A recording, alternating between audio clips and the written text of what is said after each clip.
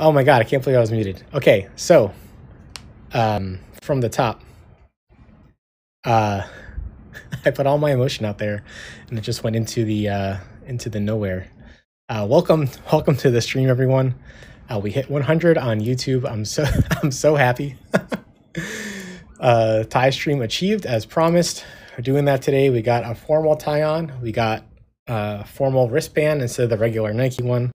We got some formal music going on too, instead of the regular rock or whatever. Yeah, thank you all so much. Let's see. So yesterday we were working on the refresh token tests, and let's go ahead and run the test and see where we're at.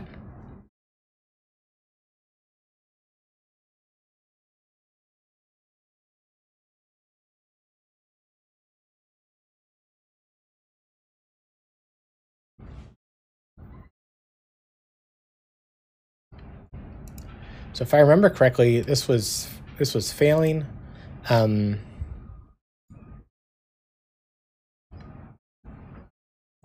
on success, we wanted to update the timestamp, and yeah, we need a fake Apple identity token to use here. So let's go ahead and put some stuff in here.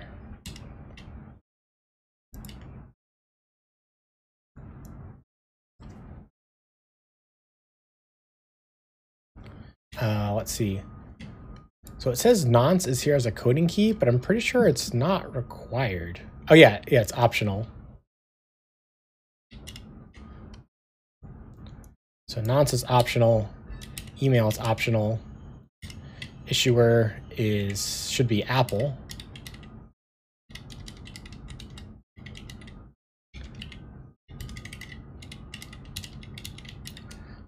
The subject is, let's just put in whatever for right now. Maybe 1, 2, 3, 4. The audience should be the, let's see, do we have the envars here? No, we're in the test. We don't have the environment variables.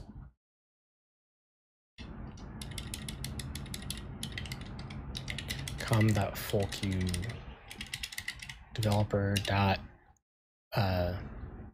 sample app, I guess, for now.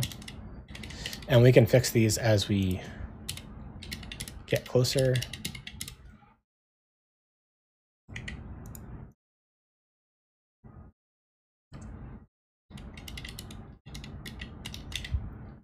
Issued at, let's see, what's the timestamp now? Let's go to the terminal.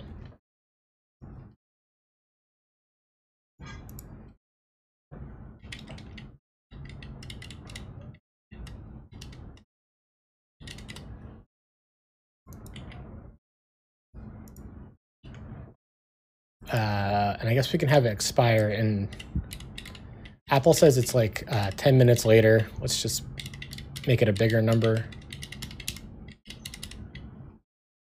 And I think all these things we don't need. Let's look again at it though. Yeah, this is also optional.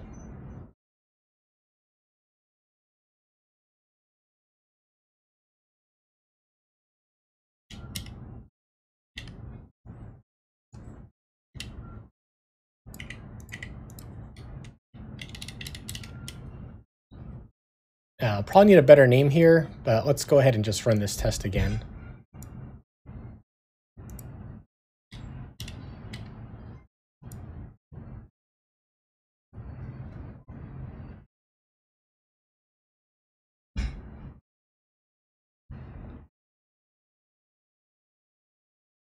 Badly formed object around line 6. Oh, maybe these don't need any quotes.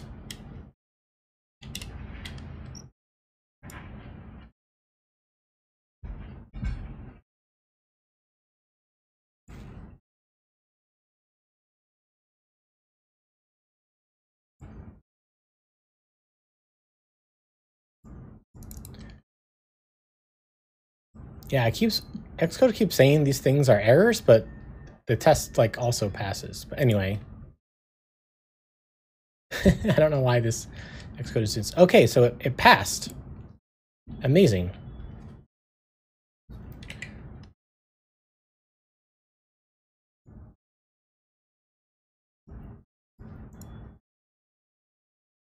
Okay, so it's success, and we also want to assert that, yeah, we asserted nearly now. Okay, so this was a great test. Maybe we'll just call this a fake sample, I guess, just to have a slightly better name.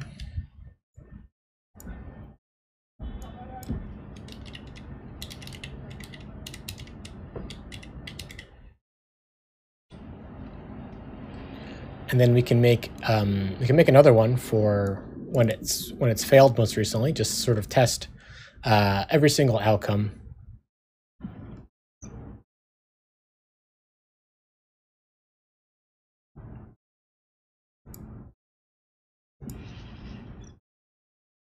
Let's see. So this is a lot of setup. I mean, that's going to be repeated. But let's go ahead and repeat it and take it from there.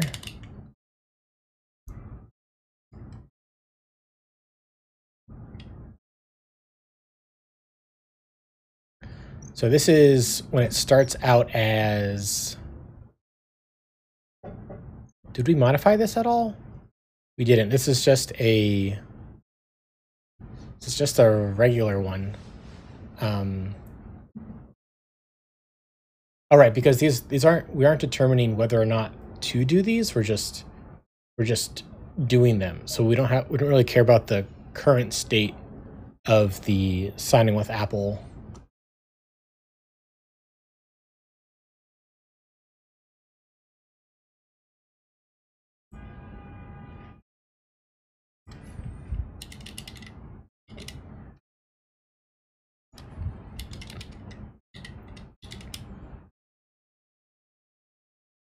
Yeah, so this is all going to be the same, except I guess here maybe we'll get an error instead.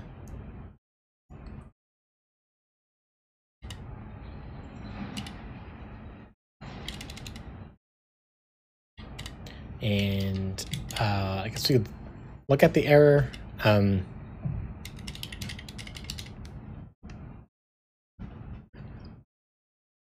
So then we want to call the authorized. I guess we're going to say that it failed at the end. Let's go ahead and run that and see how far we get.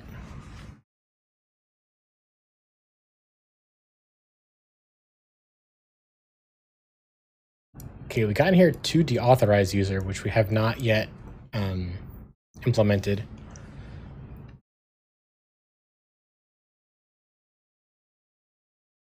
I'm thinking if it fails, then we should delete the refresh token.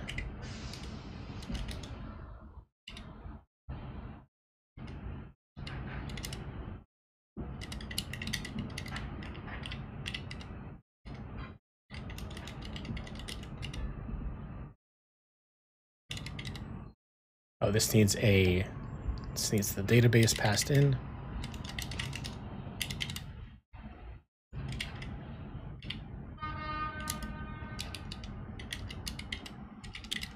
And here, I guess we'll log if we error, but we can't really do anything differently.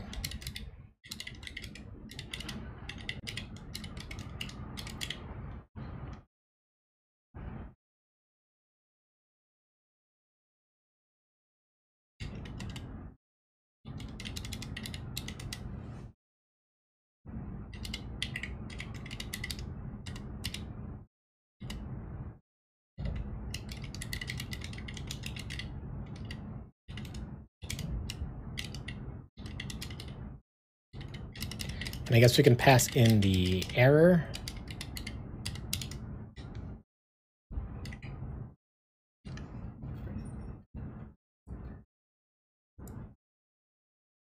Oh, we don't need this comma. So here we can pass in the database.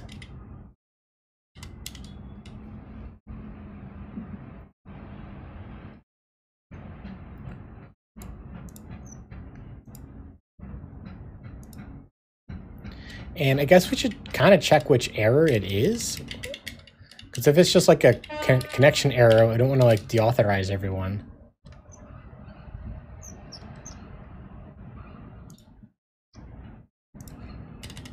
Guess we can write a test for that.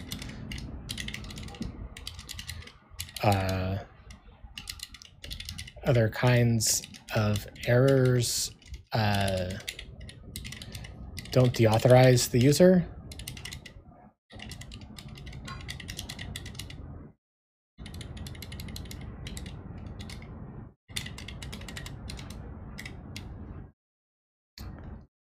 Okay, so we have a note to get to that, but for now, we can say we update the last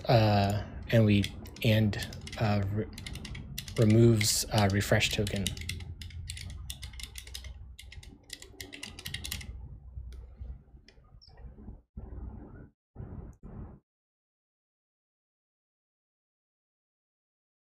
Oh, because we didn't update the result in there. We can assert that. We can assert nil on the refresh token.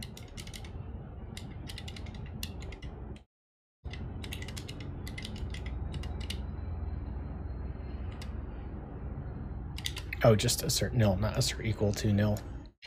That would be better.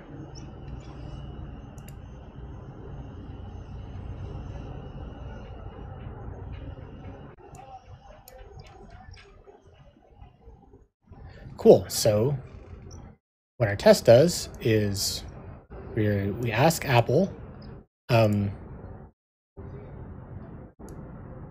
is this still a valid token? We sort of make an error that says Apple says no, and then we show that we record when we last attempted, which was right now. We set it to a failure, and we remove the token. Because in Apple's documentation, it says it's no longer valid when we get that kind of error. But yeah, I guess not every error in the world should deauthorize the user, only when Apple says it's deauthorized. So we should look at the documentation to see what the error is when it's deauthorized. So let's go ahead and head over there.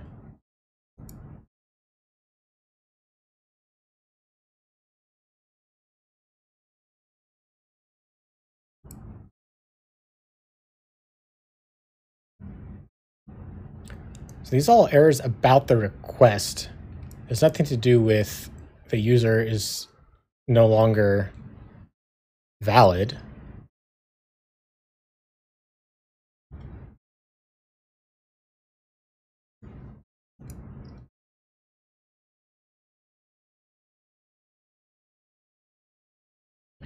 Yeah, so we pass in the refresh token, and then this is what success looks like.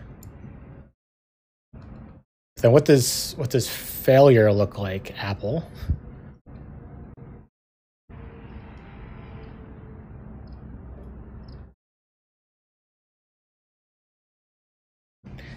Apple doesn't seem to say what failure is here.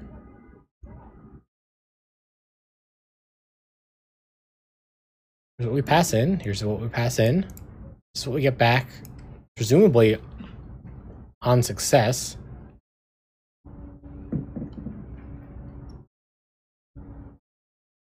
So does this mean we need to just do it?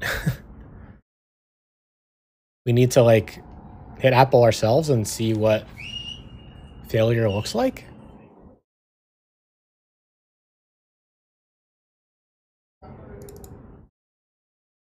Like pass in a refresh token, we can do it once per day.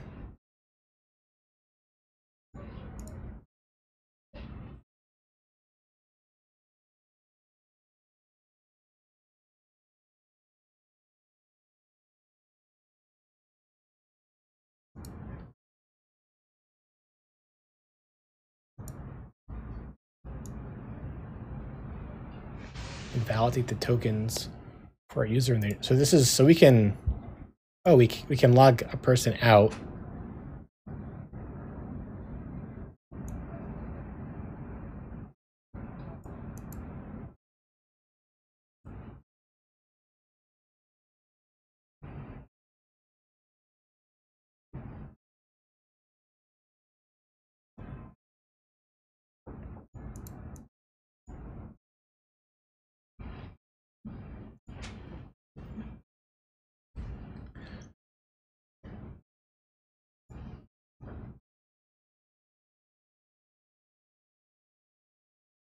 Yes, use this endpoint for those two use cases.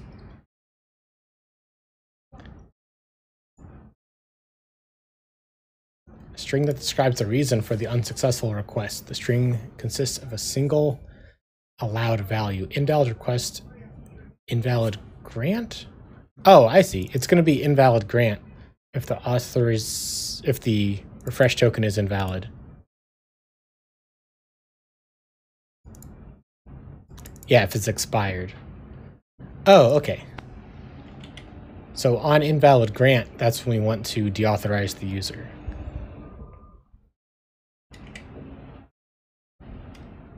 So we can write that, I guess, in our note.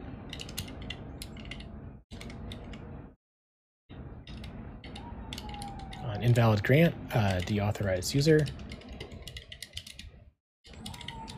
Other failures shouldn't do anything.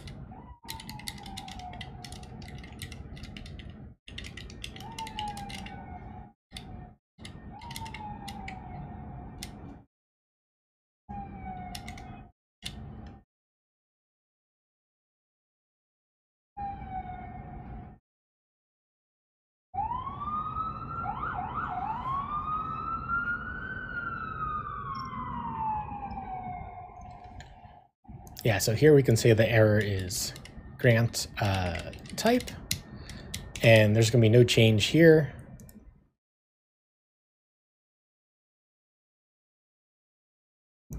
Oh, and I guess up here in this previous test, we can assert that we didn't delete the refresh token.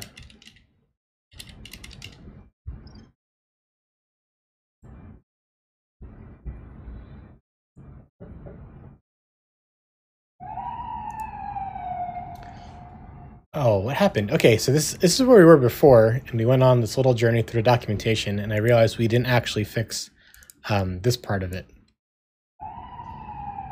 So let's go ahead and close the other tabs. Let's go to our system under test.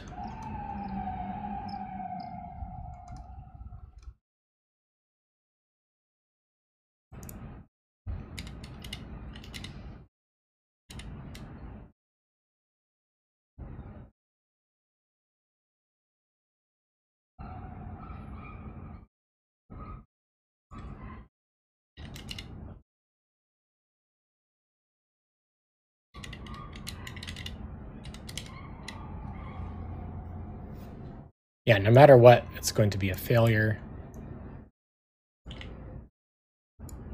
This is our own error. Here we do not deauthorize. This is just the server.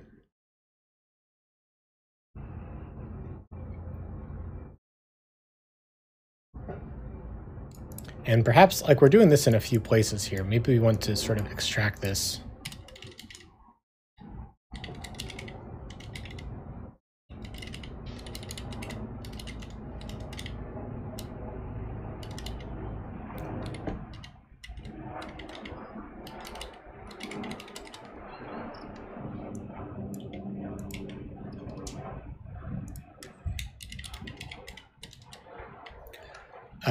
Just to handle the error here. We don't want that to bubble all over the place. So this would be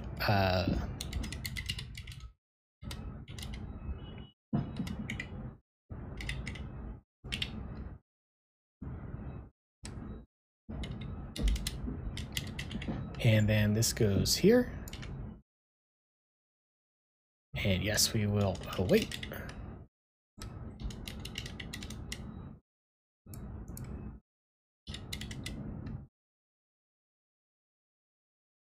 And does the user have a state on it?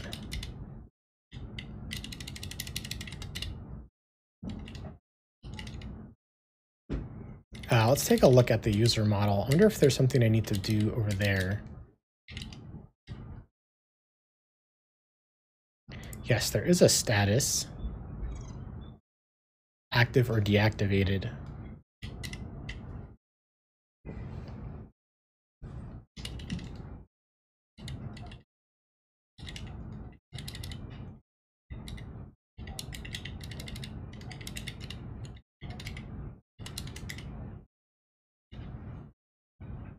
And we might get a...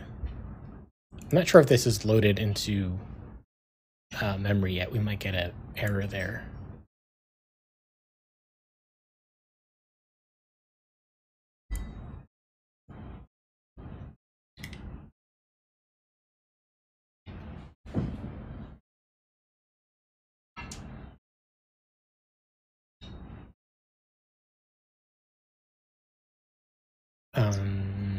So let's see, what else we got going on?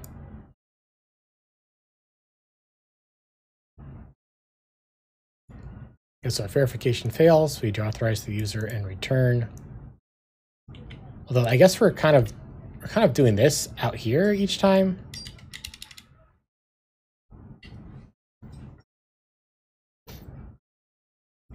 This code is getting really funky. Hey, Wally Lee, how's it going? Thank you so much for the follow.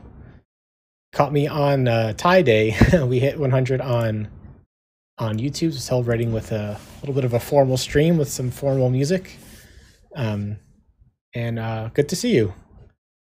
And I guess that brings us up to 179 on Twitch, bringing us 21 away from the next goal.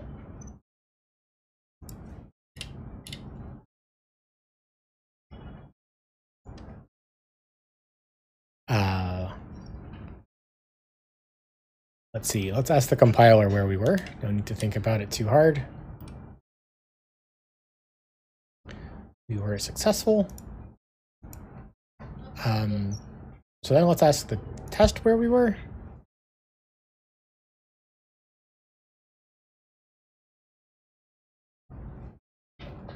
Yeah, parent relation not eager loaded. Use $ prefix. Yeah, I tried using the $ prefix and the compiler was upset about it. Do I need to say this one? Status is immutable.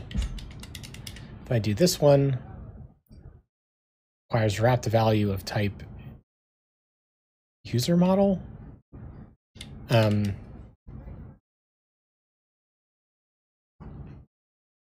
feel like this is starting to get really big because we also want to,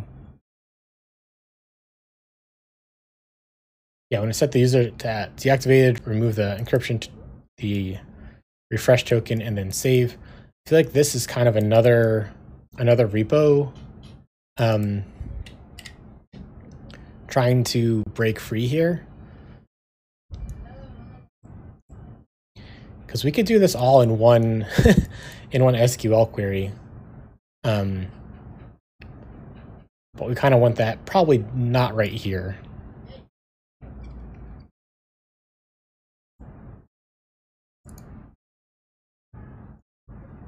So not a new folder, we'll make a new file.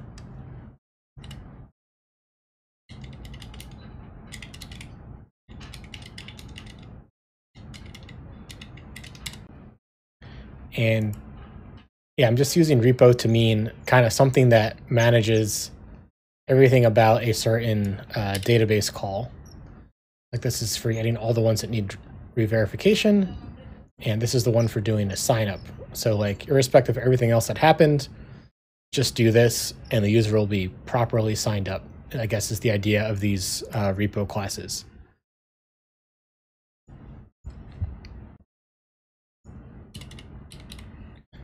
So I will copy the imports from this one, however.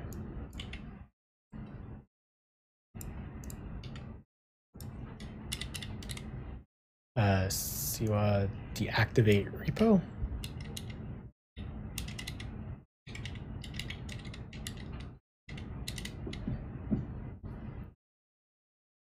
Sign in with Apple. Deactivation.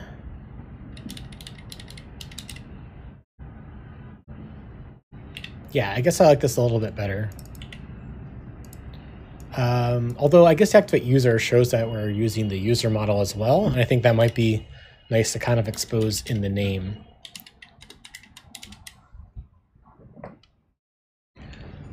Okay, and I guess it'll have one method, deactivate. It'll take a signing with Apple ID, I guess, and a user ID.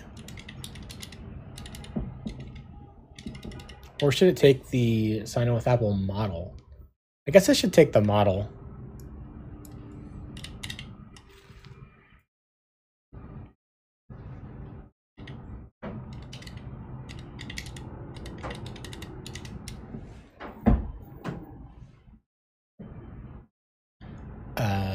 Cool, so we can write some tests around that, but let's move back into how we might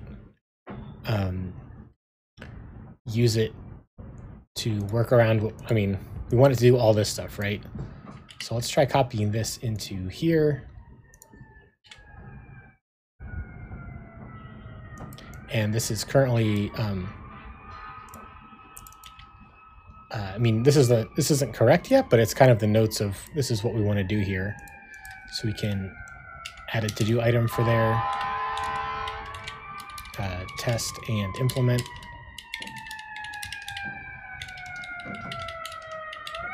Well, I guess test is implied, right? We can just say implement. Implement's a little too long of a line. We can say make.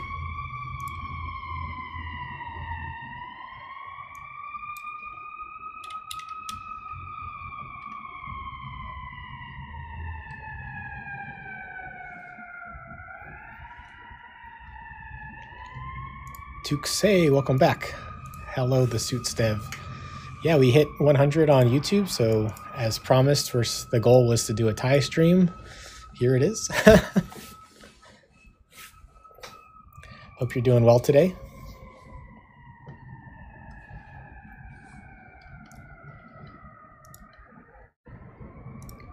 Let's see, so not to focus on this part too much, let's comment it out for now. Is there anything else we need to finish up from over here?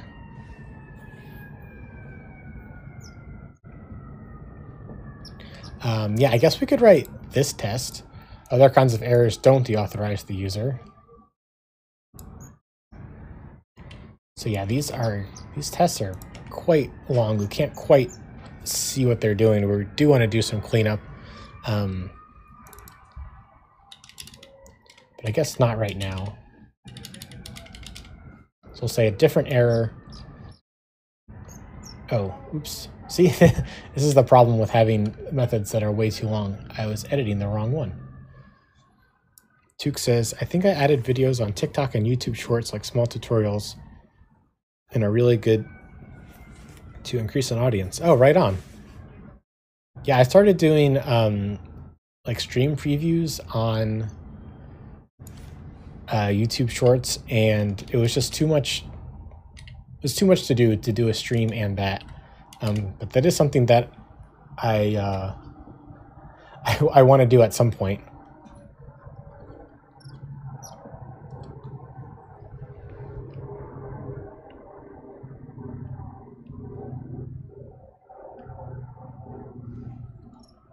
Let's see. So where was I? Just other kinds of errors. We'll say other error. All the same setup from before, which we'll clean up in a moment. We'll still say it was a failure, but we'll say this is not nil. And I guess we can say over here, we can assert that the user was deactivated. Let's say that as well. XET assert equal. Oh, I guess we'll have to reload the user, huh?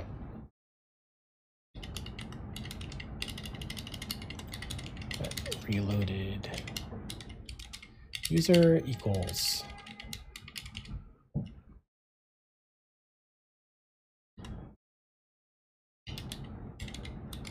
And we can't do async inside of this unwrap, so that's why it's kind of in two lines here. Tukes asked, do you have an Android app for your Subway app? Yes, I do. It has, I think we're at like a 4.8 or 4.7, 4.9. Oh, okay. Let's go. We have a 4.9 rating, so I guess it's okay.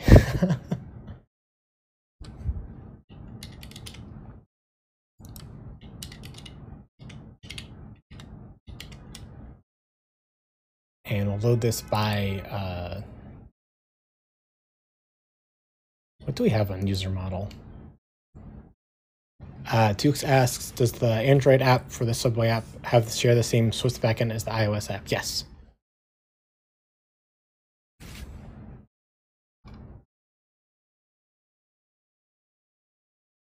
So I have a find by over here. Oops, I meant to say Command Shift J. I do have some find bys, find by email, find by Apple user ID. Let's just also add by ID because that was helpful. What did I call it on the signing with Apple model though? Find by ID. Okay, yeah, let's basically copy paste this over.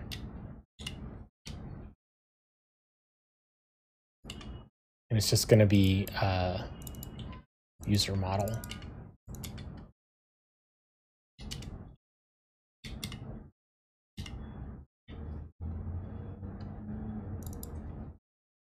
Find by ID. This is going to be the sign with Apple model dot. How do I get the user ID?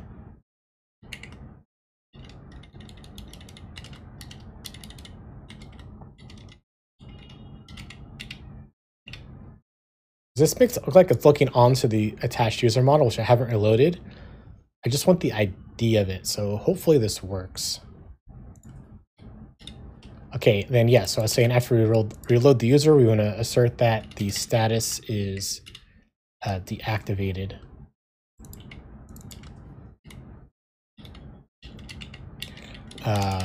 Which means for the other ones, I'm going to assert that it's still active.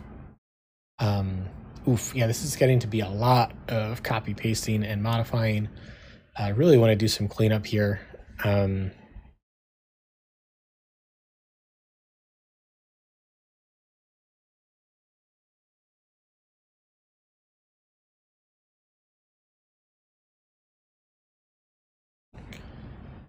Because they're all kind of doing the same thing. Let's see what's different. I guess what's different is the response from Apple is what's different. Everything else is the same.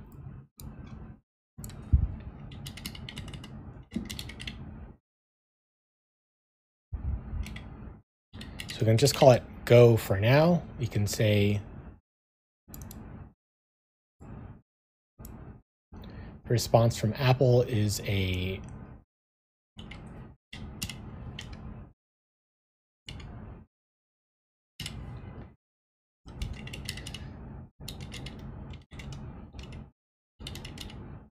so that I'm making a test that is like it's gonna like do everything except the things that are different. And maybe it's gonna return back the reloaded sign in with Apple and the reloaded user.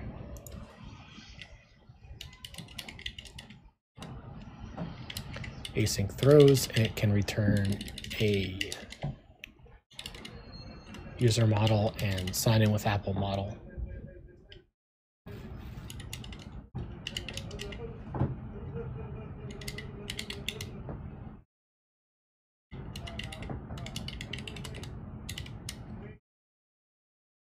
So that we can go ahead and do the assertions like usual. So then what does it do? You can just paste all of this in here.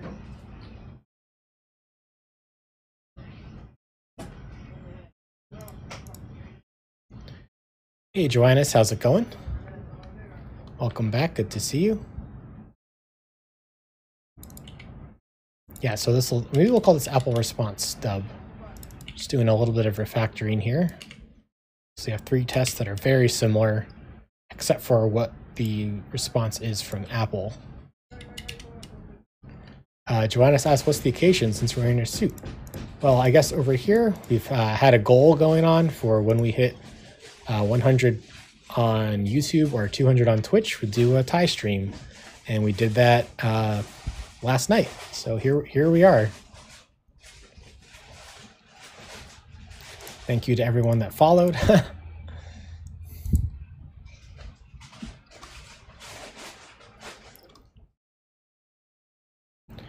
Joanna says, I'm all right, did some Swift on Android. Ooh, that's exciting. Is there a framework?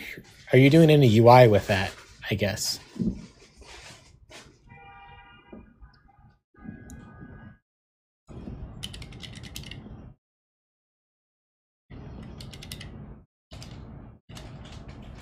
And I guess we had user first.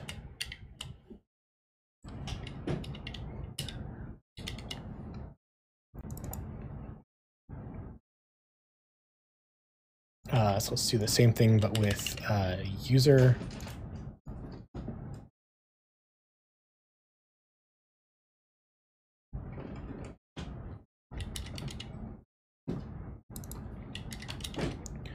User model.find by ID, and this will be the signing with Apple model dot user ID.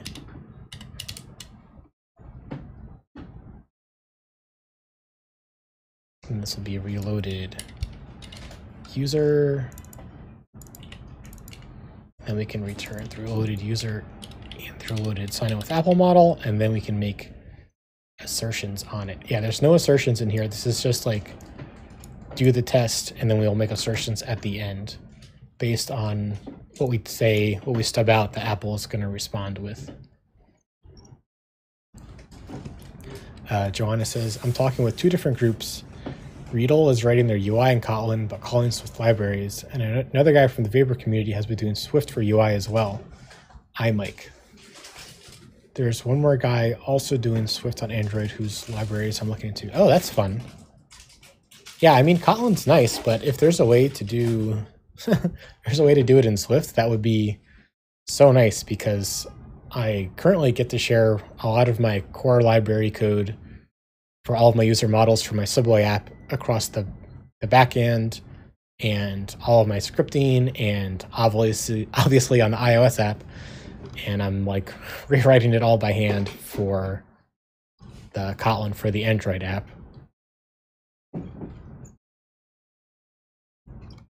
Okay, so now we have some testing stuff set up. Let's see if we can go ahead and use it. So we'll delete all this stuff, delete all of this stuff, and I guess we can say self.go. We'll rename that in a moment. Say we'll get an error back. So this is two closing parens, and we'll say that user and sign in with Apple model equals that, and we'll try it and await it. Joanna says, the problem with the full Swift solution right now is there's a fair amount of overhead in writing UIs in non-Java runtime languages. That makes sense.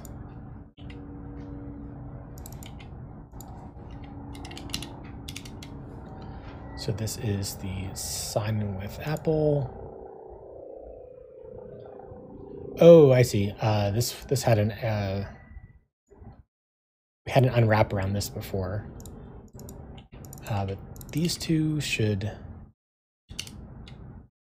mostly work. Okay, so yeah, let's unwrap this.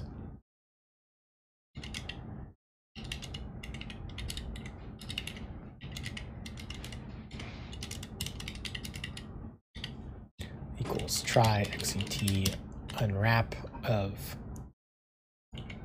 this, and then we can assert nearly now on that item. And yes, we need an assertion on the user. Just want to assert that we didn't get deactivated. User.status is still active.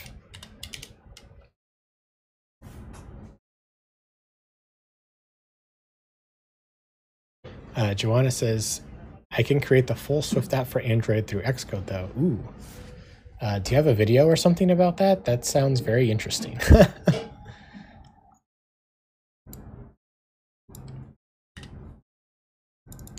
Let's see. So what's the name of this method? I guess refresh with Apple given this stub response.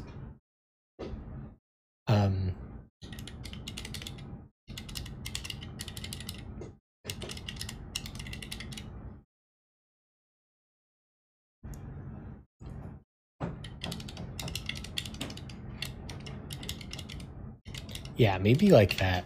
Refresh with Apple stub response.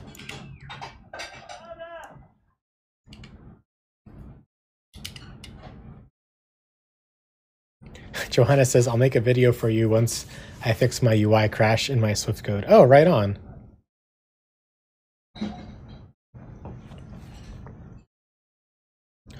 Or even just the source code would be fun to peek at too. Let's see, we can make this private to this test, and we can go ahead and clean up the other tests as well. See, this is much more readable than what we had before. Maybe we'll even do this.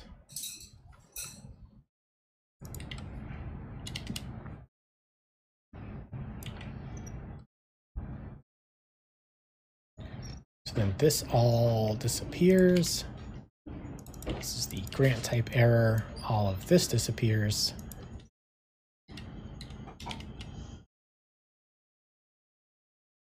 And I guess this last bit can updates last refreshed and deactivates.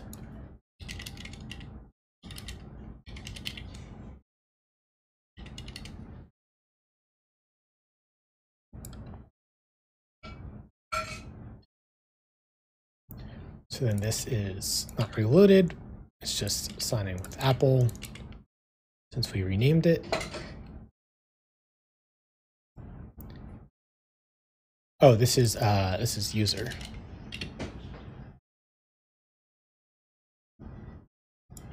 Cool. So let's fix the next test. Not fix, but I guess that's not the part I wanted to copy.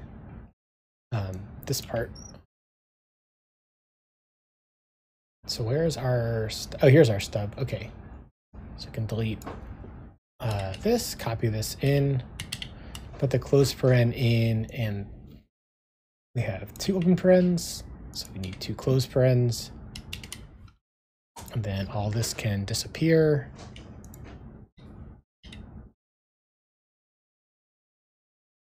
Fix the spacing with that in a moment.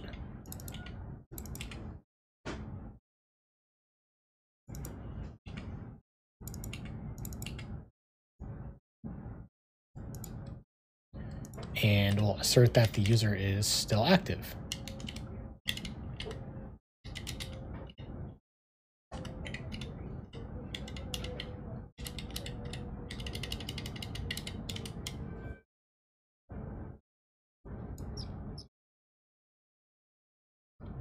Cool, then all the complexity of doing the test is down here at the bottom.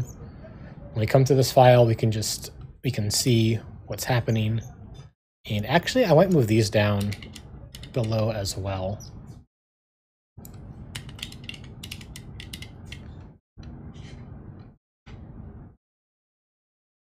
I'll keep the fields up here. I feel like it's kind of idiomatic to keep it up here. Let's stick this all on one line. And let's go ahead and run this file.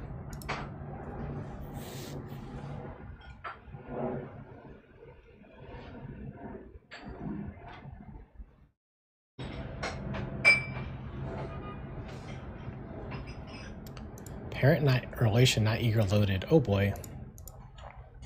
Oh well, yeah. We didn't fix this yet.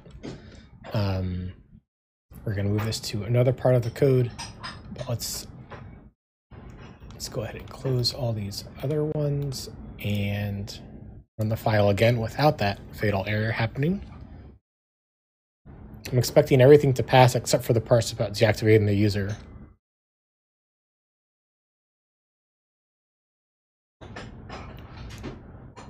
Yeah, so this person is still active.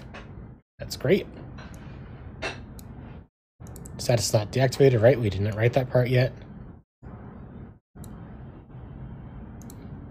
And this is kind of what opened up this whole ball of wax, is that we were trying to implement this part and we noticed some other things that needed to get fixed. So I will fix this before we move on to fixing the user status.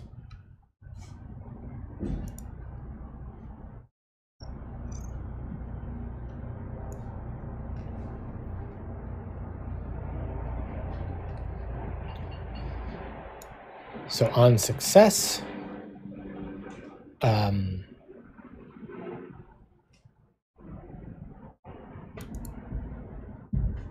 well, I guess this is the error side. If there is an error,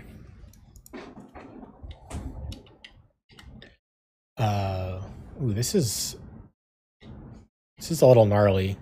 Let's put a commit point here. So we did make a whole bunch of changes, and we got the tests looking really close to what we want them to.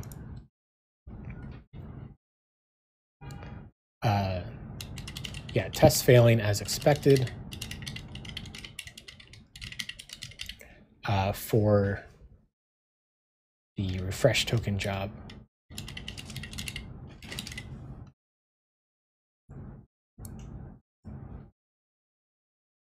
Okay, so back here.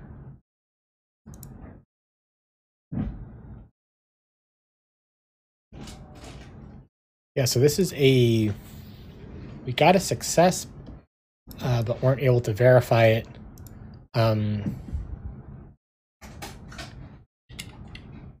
I guess, is this actually a failure? I'm not sure if we want to deauthorize here.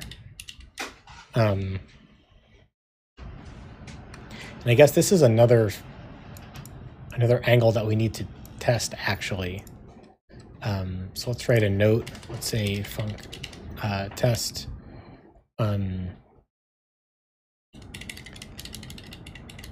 Apple returns an unverifiable token. And I guess this would happen.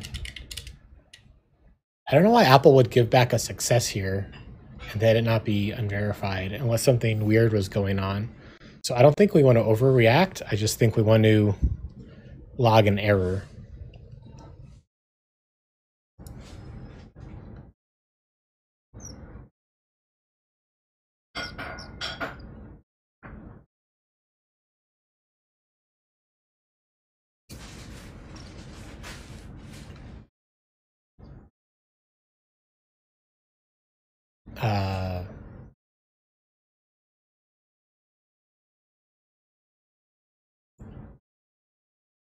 Yeah, I guess the result here would be, I guess we can put this maybe in a when-then format. When Apple returns an unverifiable token, then mark the failure, but don't deactivate.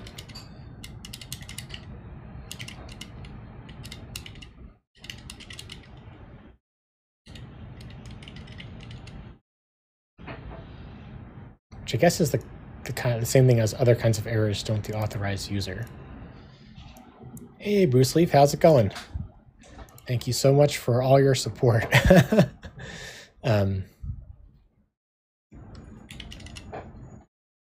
Async throws.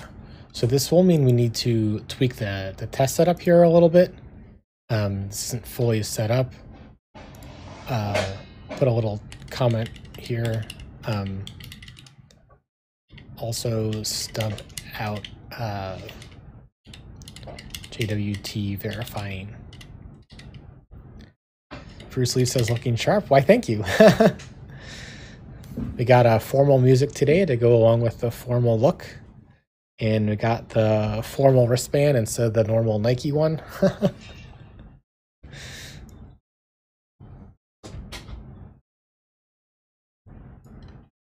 So let's go ahead and make sure everything compiles.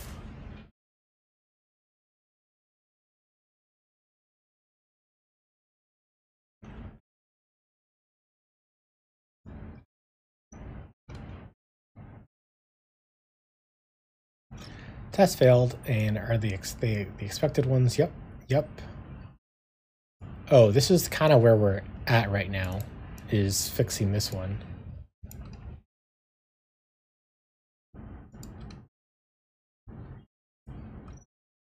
And so that is other kinds of error don't deauthorize the user. So I guess this is on the error side.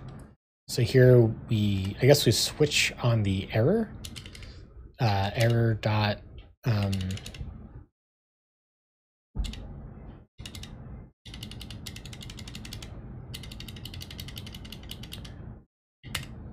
is it really just error dot error? Let's click into this.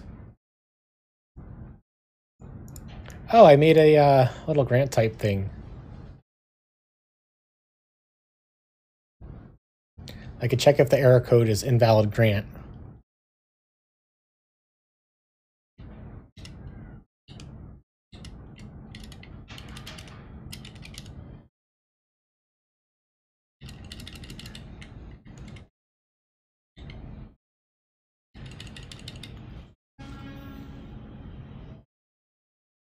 Let's sketch this out a few ways. Let's see, we could do this as a switch. We could say case dot invalid grant will deauthorize.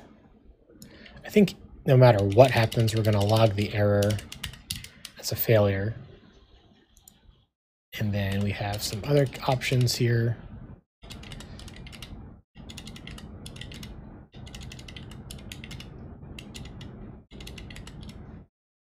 Oh my goodness. Dude, thank you so much for the gifted subs. BruceLeif. And a hydrate. Oh my god.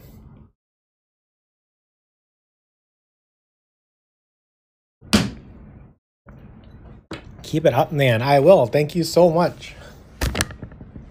We got all the hearts going. Oh, man.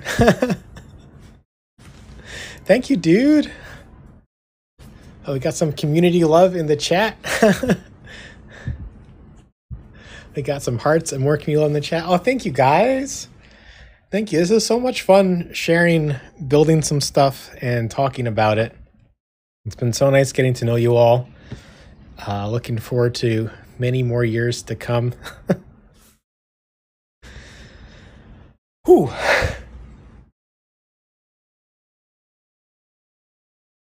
Thank you, man. Yeah, I said it in the Discord. I don't think I could have gotten here to 100 on YouTube, 179 on Twitch without you, and I'm so grateful. BruceLeif says, appreciate the time you give us. Aw. To quote Anna from Overwatch, it's nice to be appreciated.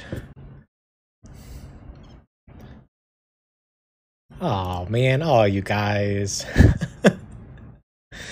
Thanks.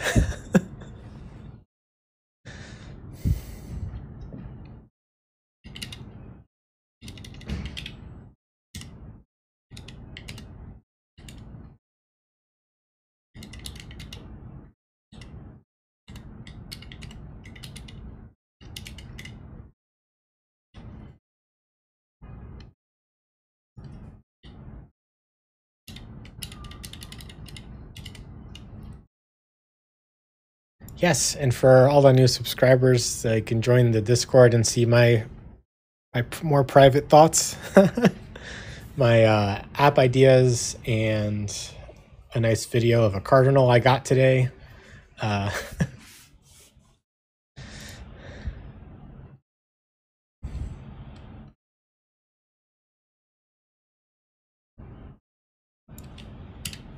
Oh, you guys. Thank you so much.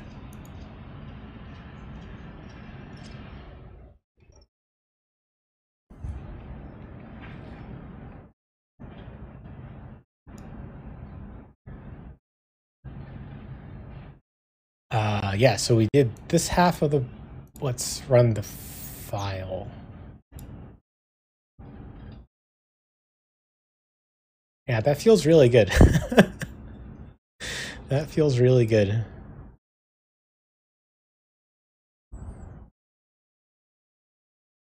Failed.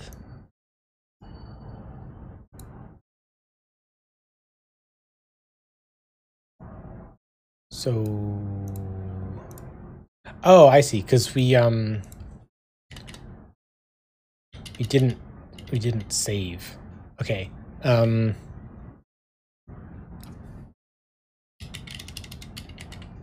see. I don't think we need to log here. Yeah. So either way, it's marked as a failure. Deauthorize is going to do its own saving,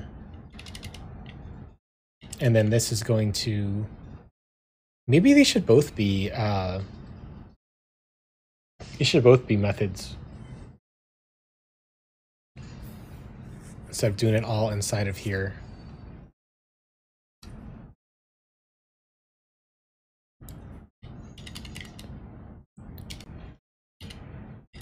This was, I think, self dot.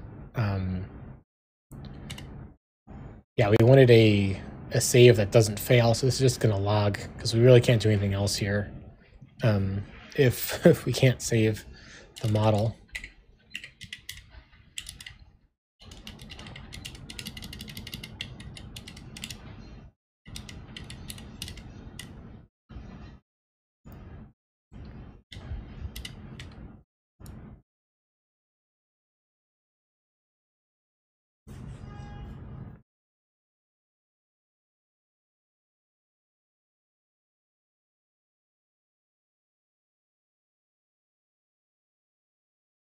So these are passing, and here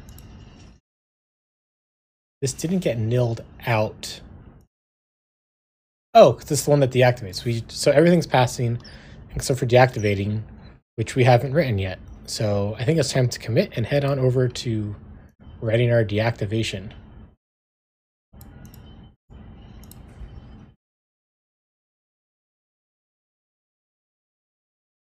Oh, and I guess this is... Wait, so there's something... I guess there's an assert there. I was expecting that to fail, but it didn't.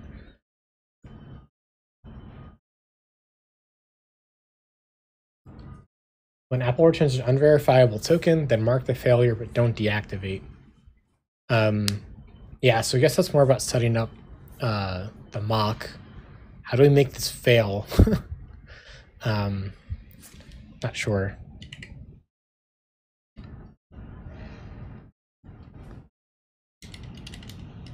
Let's see, I guess this is...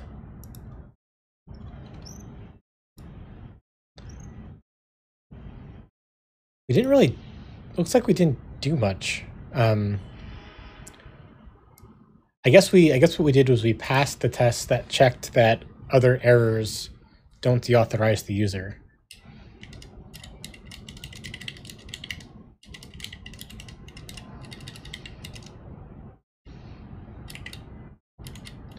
Non-invalid grant errors don't deactivate the user. We don't deactivate the user because it's something else that happened. It wasn't because they actually had a bad refresh token. It's some other reason. So we'll just try again next time.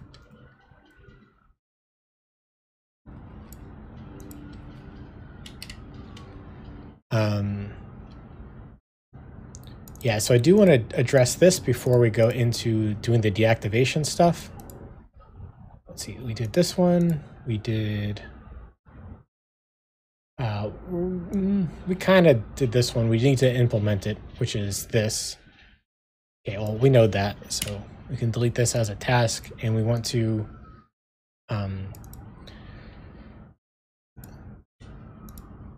stub out the verifying.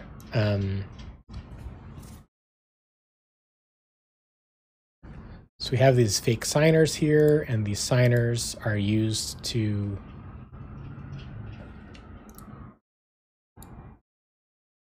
refresh the token with Apple, and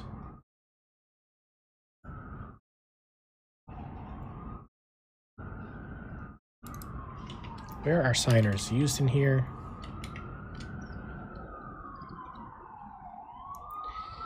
Here. So I guess it's succeeding.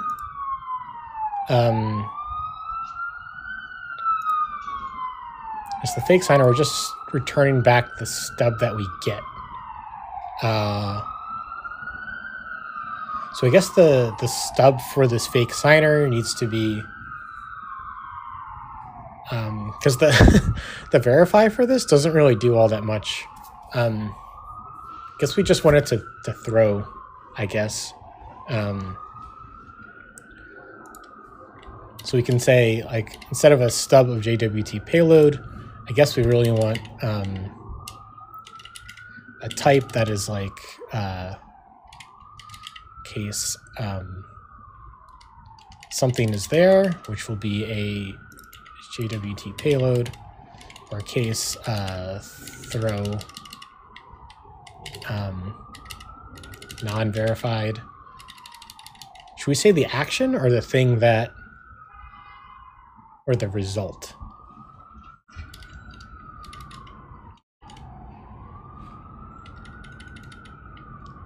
I guess stub unverified, I think.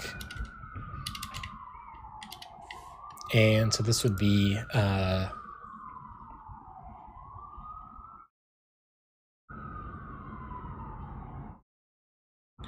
maybe just decoded? And maybe just success or failure, maybe? Which is just, I guess it's just a result. So I guess this is just result of JWT payload, any kind of error. So then we switch the stub.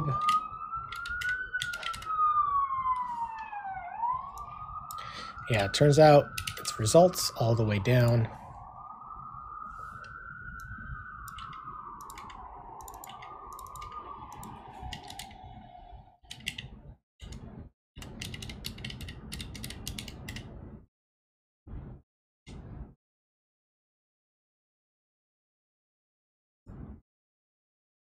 Cannot find signers.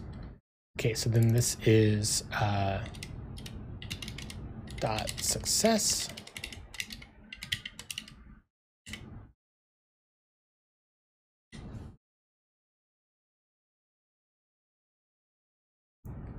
Oh, oops.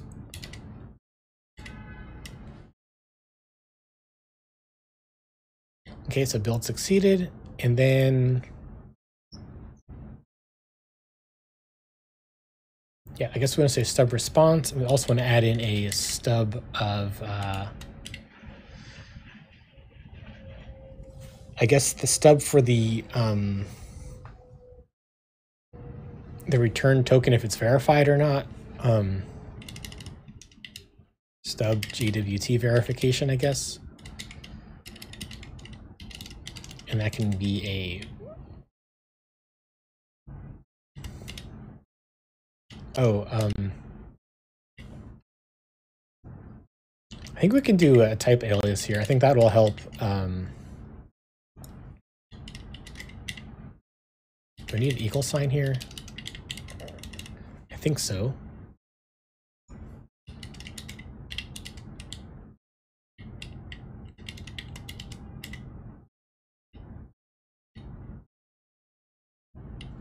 I wanted to generify the whole struct, but then that made it that this didn't have the same exact type signature, and so we weren't actually being able to conform to the protocol.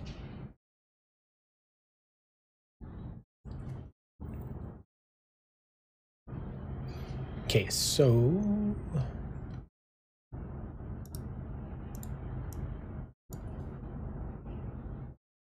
I think this would also have the error on it. We could say unverified.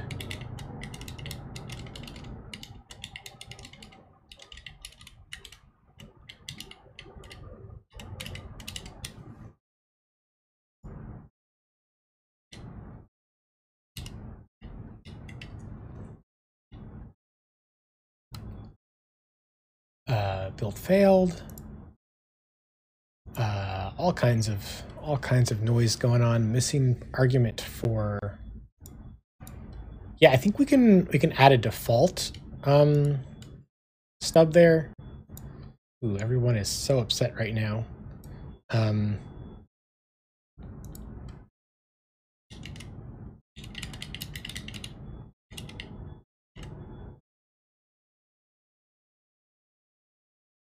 Yeah, so this, we can say that, ooh, that's really long to read.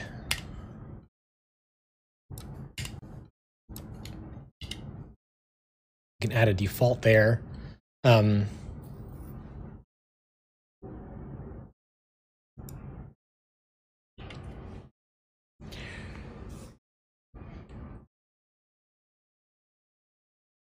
Yeah, this, having the whole thing here, having the fixture in here is like, I think really breaking up the readability of this. I think perhaps we would want it to look kind of like, we'd want it to look like this, just like stub it out as like it's success by default, or verified by default. I think success is fine. Which means I guess it's not a result. It's a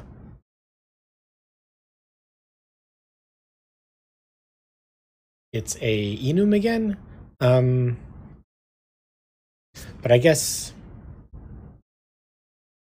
well, there's no other users of this fake signer. We don't need to worry about other users of it quite yet. I was thinking, oh, in the future, maybe we want this to return something else.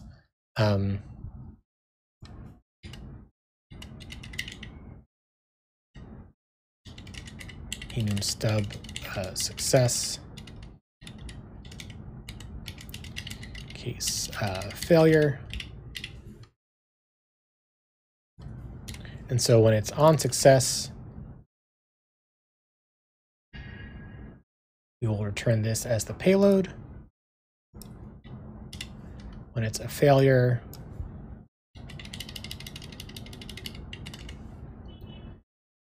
we will throw this error.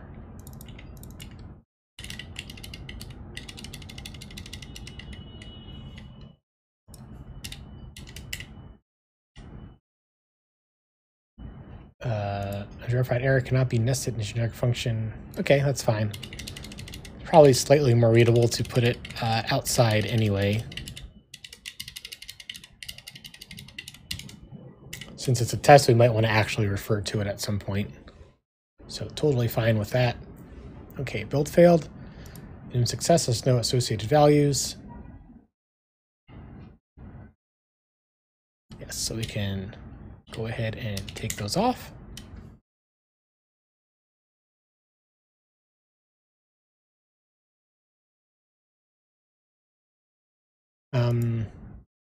These are not errors, Xcode. You've been saying this since yesterday. When I click on them, they disappear.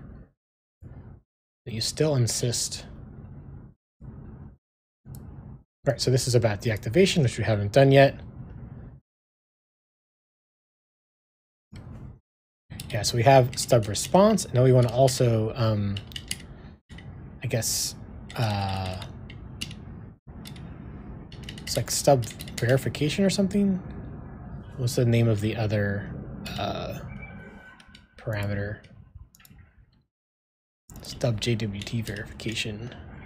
I want this to be failure.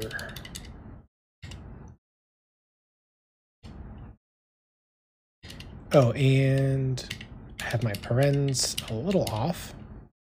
There we go.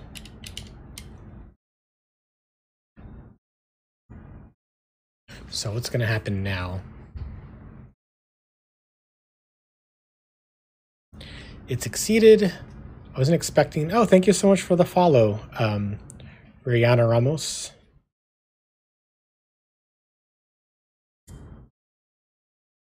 I was expecting this to have some kind of different behavior. Oh, well, I'm also saying, always saying success here.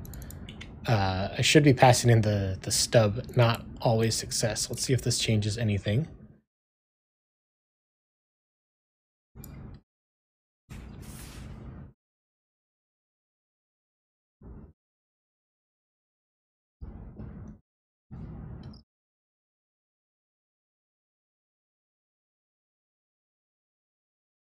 Did it do anything? Did it run? Xcode? Test succeeded? Really?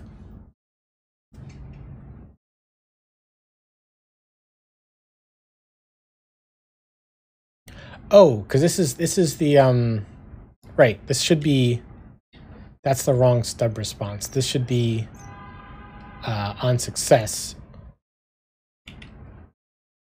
Like Apple returned us something, it just wasn't, we weren't able to verify it. That's the behavior that we're trying to account for. So yeah, Apple returned us something, and then we say that it failed.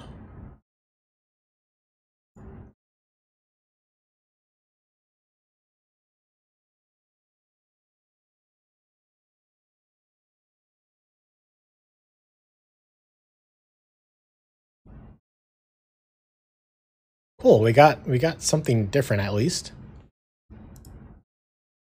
So let's see if we can address this in our code. So here's our function. There's the guards at the beginning. Here's the token result. So here, so here we mark it as failure, but we don't save it.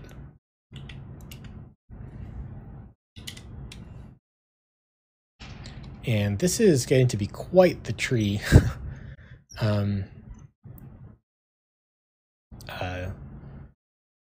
Definitely something we want to clean up. But let's get this test to pass.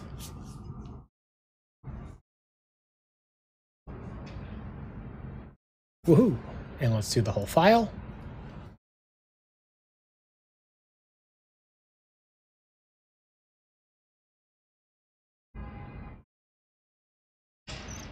Cool, just the two that are expected to fail. Nice. Let's go ahead and commit this. Test for when Apple's token, when Apple returns a token that isn't verifiable.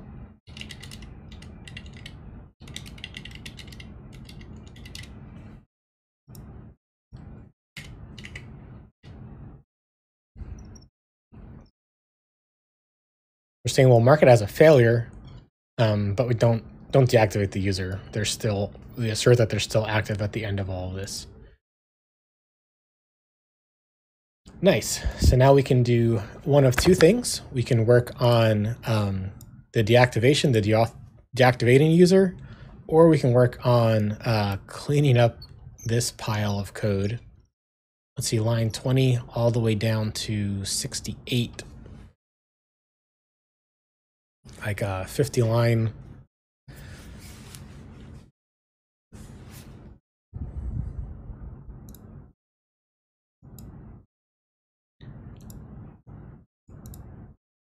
Yeah, so I guess this save and attempted refresh at, this gets repeated a bunch of times.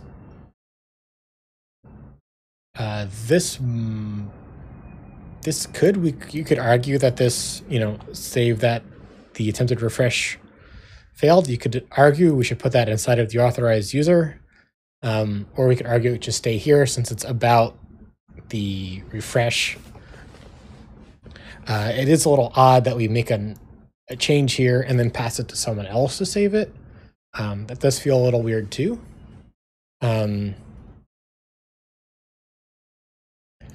Another option is to not do this.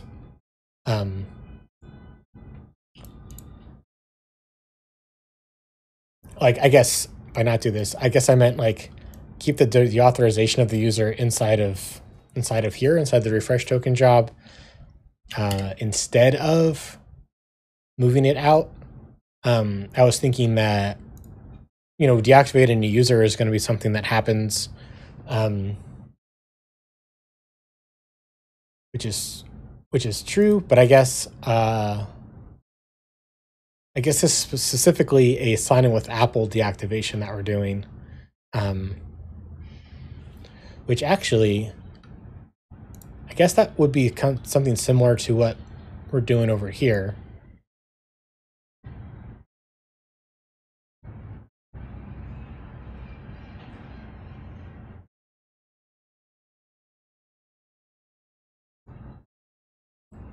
So we reset the refresh token. I guess the one difference is that this isn't a refresh attempt. Oh,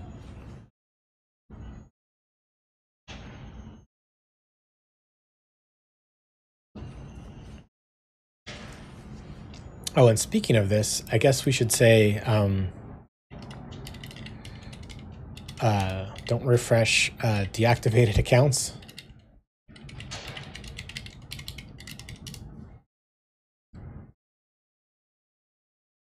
Basically, if there's no refresh token, don't bother. So that's something we want to update as well. We can do that later, though. And speaking of later, we are at the halfway point, so I'm going to take a little bit of a break. I will be back in a few moments. Thank you so much for sticking around.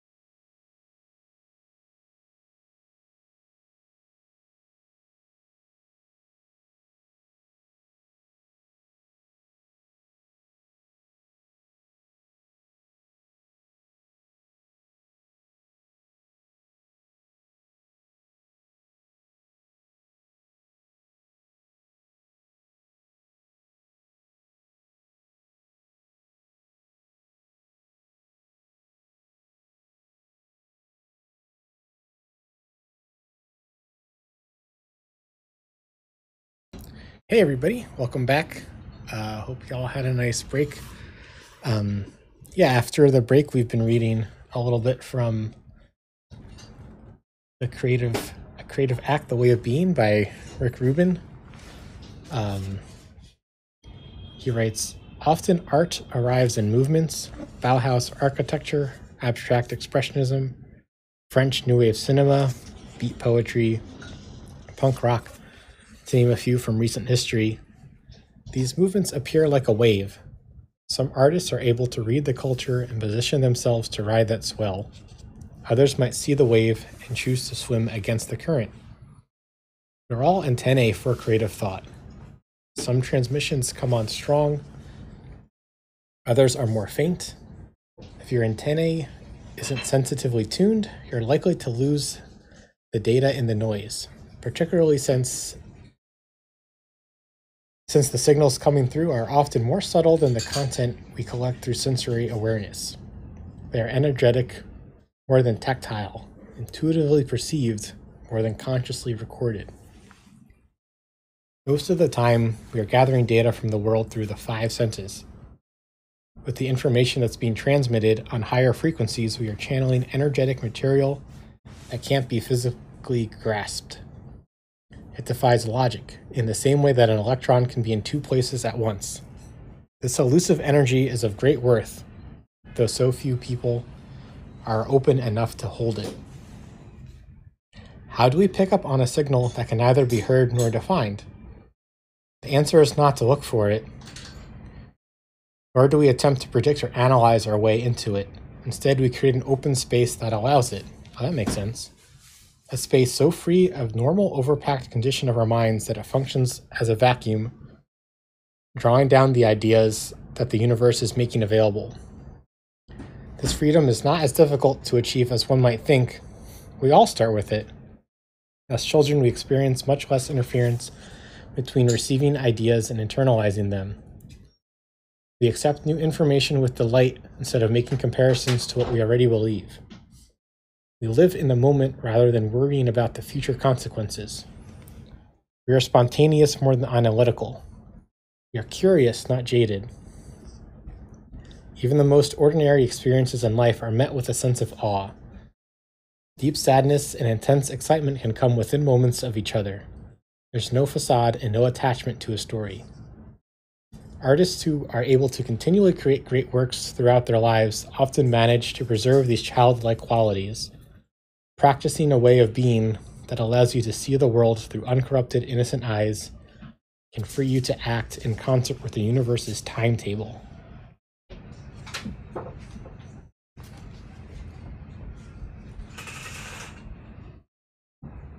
Yeah, I really like that. I like how he's talking about being open and being curious and being gentle, like creating a vacuum so that new ideas, you can absorb new ideas. I think like when I'm stuck on a programming problem, I'm not sure exactly how to design something, I find a way to totally detach, to like turn my mind off in a way and let other things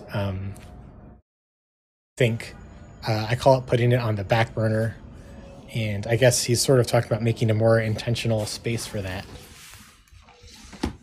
which I'm all about. Okay, so back to our code of deauthorizing users. So we were debating, we're thinking about, should we keep this as part of this function here inside of this file, which is getting a little bit big, or do we move it into its own little file? And I'm thinking that if we move it to its own file, one benefit of that is that we can kind of test it solo. We can have a test around it in a way that if we keep it in here, it's going to be kind of muddled in the noise of all the other tests that are in sort of this test file. So let's try that out. So let's make this deauthorization repo that we started on.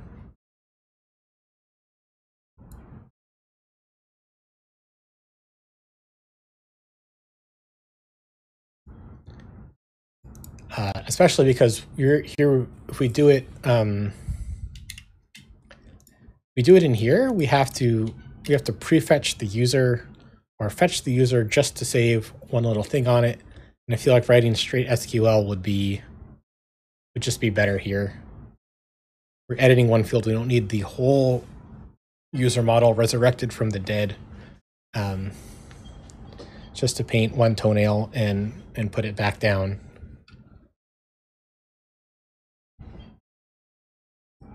Okay, so here's our file. Let's make a test for it. Here are our tests.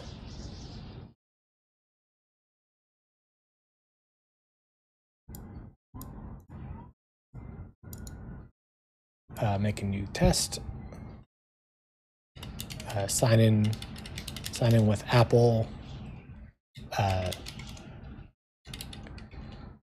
Deactivate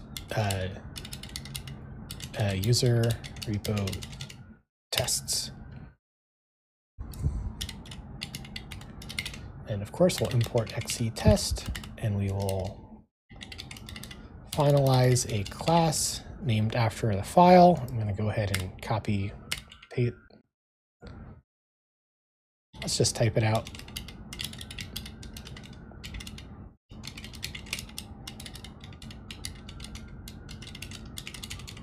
And it will inherit from XC test case. And we will import the app with a @testable so we can get access to the internal members.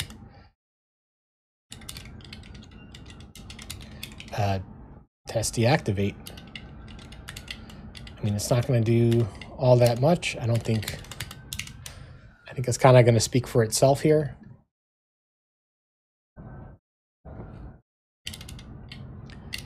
We're going to want to, assert that the user is now deactivated.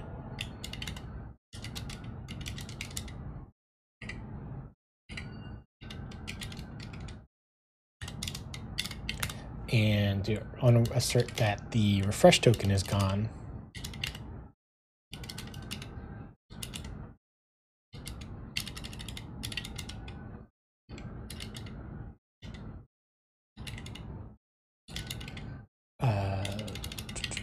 I guess, yeah, assert nil.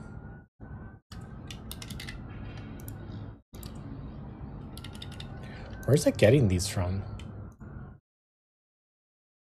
It's someplace random. Okay.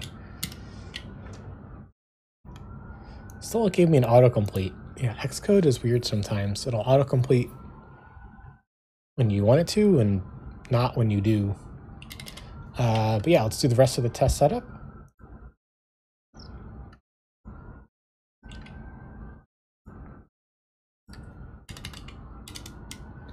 So we're going to set up an app for testing. We're going to configure the app, reset the database, and then sign ourselves in a user. Now let's copy those over as well. I think those are at the top of the file. Yep. Let's grab these variables as well.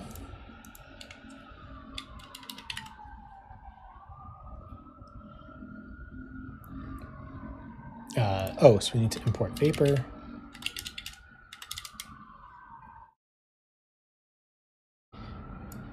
And then I suppose we should create this repo.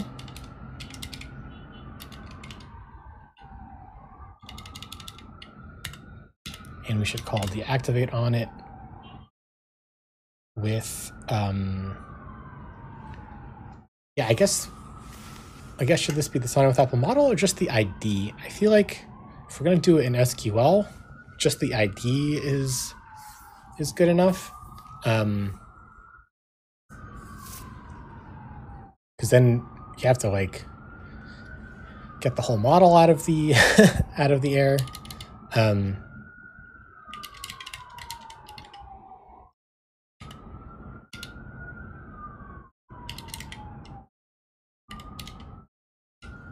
Oh, I meant to be updating this thing. And I guess we'll just comment out everything for now.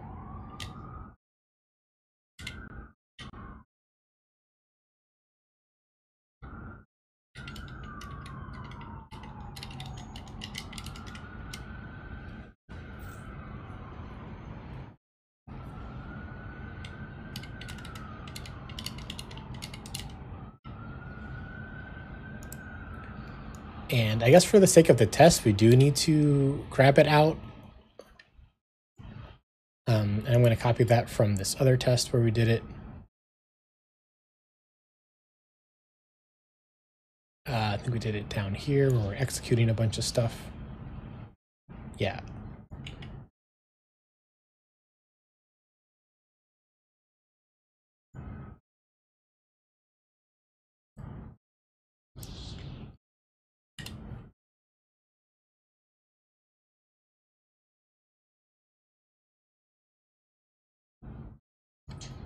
Yeah, let's go ahead and do this in the setup.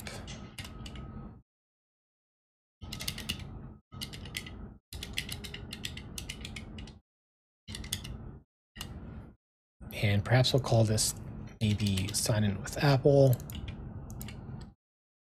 Yeah, there we go.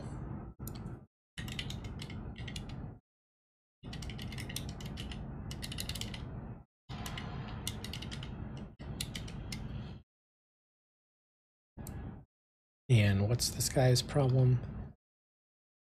Oh, because we don't have async here.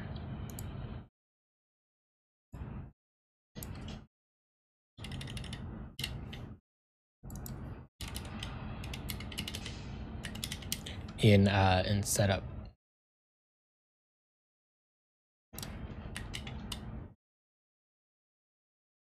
Okay, now are we compiling? What is Xcode's problem? Oh, right, we called it existing. Okay.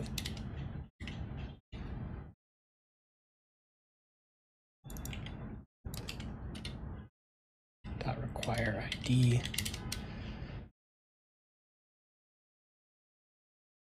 Yeah, when I use other ORMs, I like have two different models, one for a new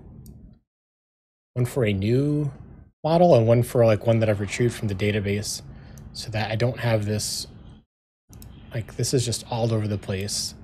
You have to do a try and require ID because it's optional, and I think that's unfortunate.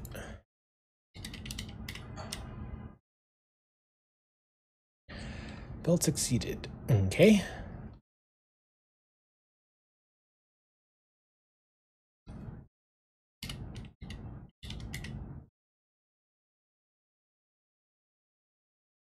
Yes, we want to deactivate, and then we want to make some asserts. And I guess in the asserts, I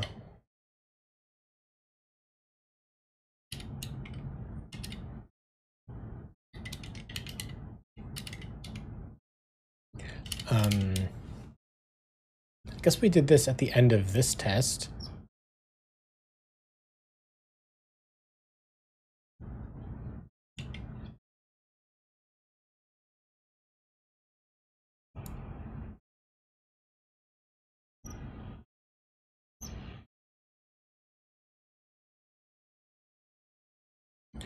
And it's quite long.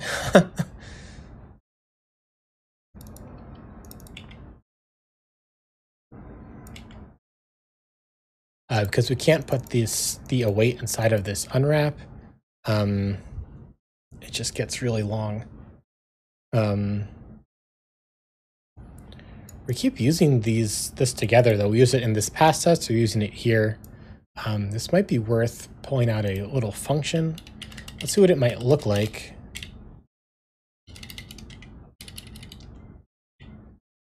Maybe not reload, maybe just load user ID.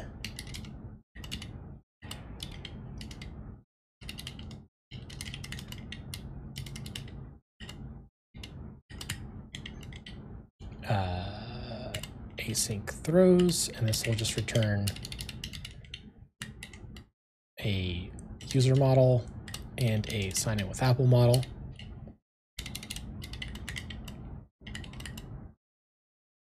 And we can, yeah, just plop this in there. And at the very least, let's move it down a little bit. Maybe we'll move this to another file.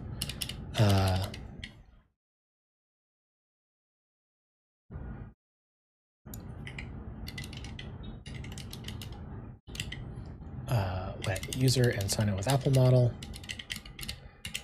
equals try await self.load the existing user ID, and the sign in with Apple ID will be the existing sign in with Apple dot acquire ID.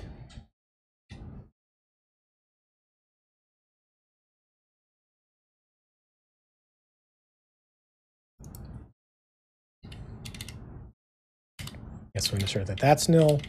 And assert that the user got deactivated. And that's it, really. That's the responsibilities of this. You can go ahead and run it and see it fail.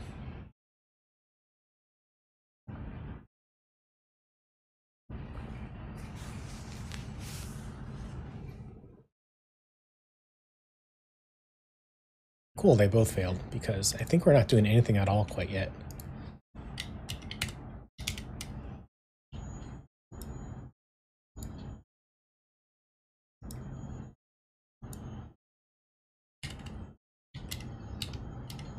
Cool, so I guess first things first, this doesn't have a database. So let's go ahead and, I think we only need these two. Let's add these initializers. Well, I guess we can grab all of them and delete the request one.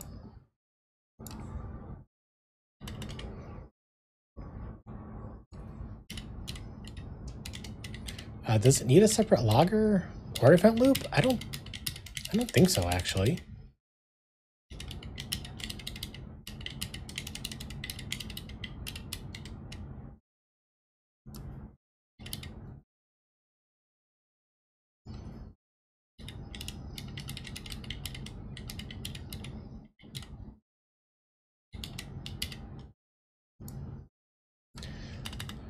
Okay, self.database.execute some SQL, and this is going to be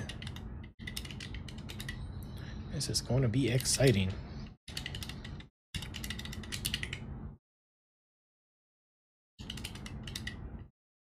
SQL raw will be the SQL,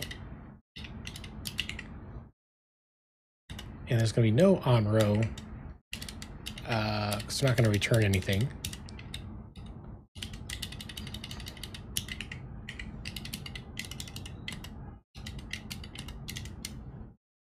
But we'll need some binds. The binds are, is it an array?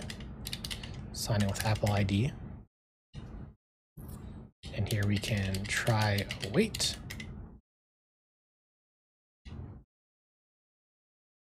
And what is the error? Yeah, so here in the test, you need to pass in the application. So that's how it loads itself up.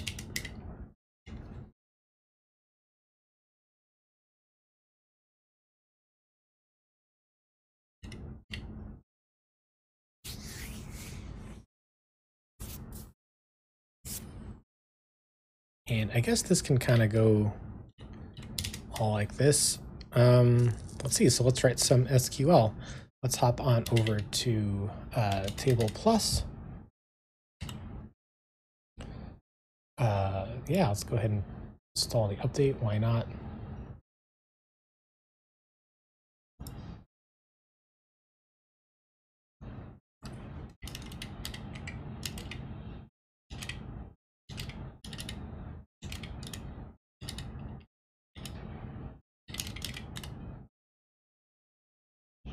And let's open up, where's our local, which one was our local database? Those are core simulators. Oh, here it is at the bottom.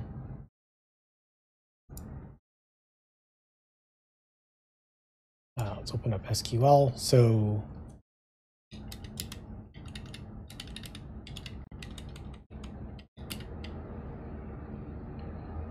I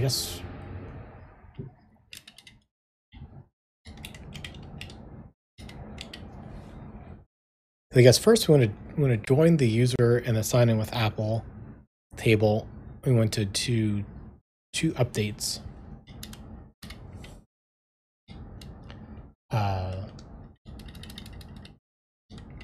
And wow, it's been a while since I wrote an update statement. I do need a little bit of a refresher.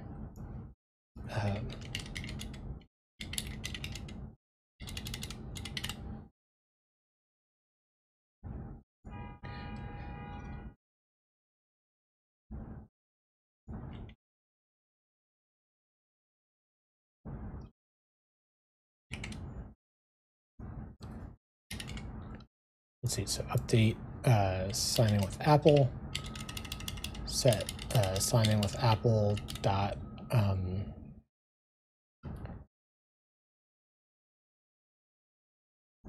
what's the name of the column? Encrypted Apple refresh token.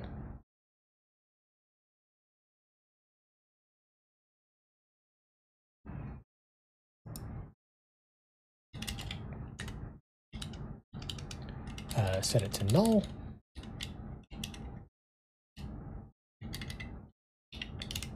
Wait a minute, I lost track. So T1, this is T2.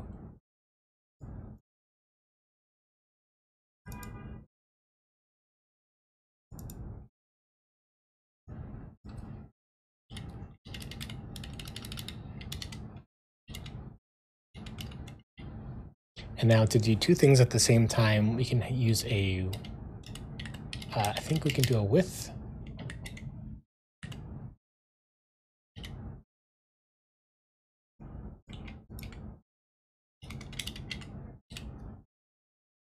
So here we want to update user. Oh, we got to put it in quotes because user is a keyword.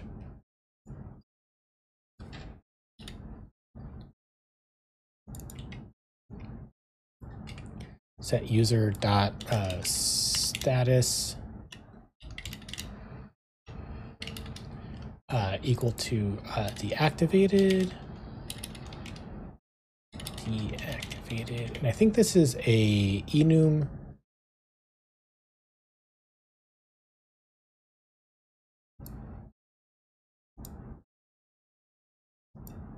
I guess it'll let me know if this is this works or not.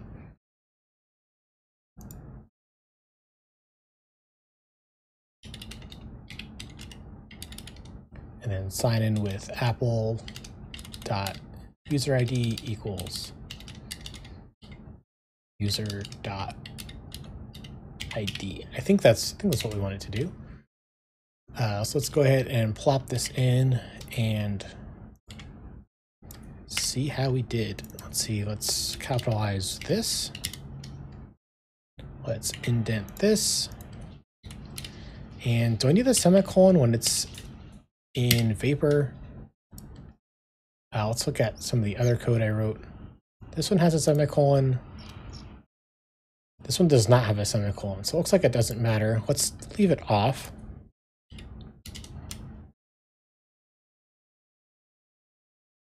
Oh, and I need I need a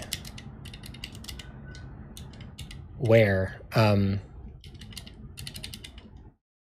siwa.id equals how do we do arguments again? I guess these are named arguments.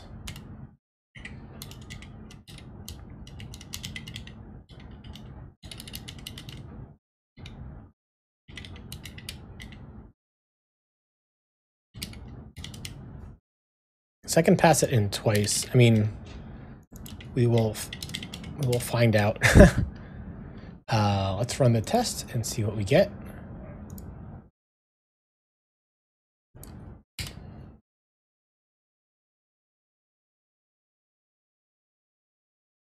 Syntax error, nice. near open paren. Okay, maybe I remembered how to do that wrong. Well, we didn't get any syntax errors here. So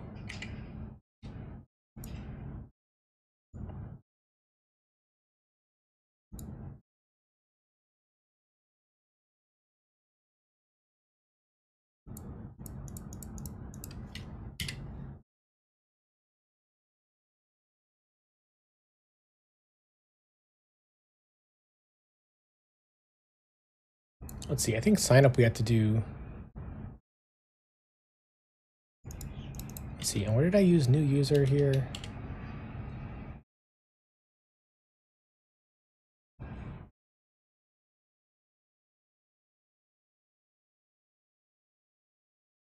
Oh, okay.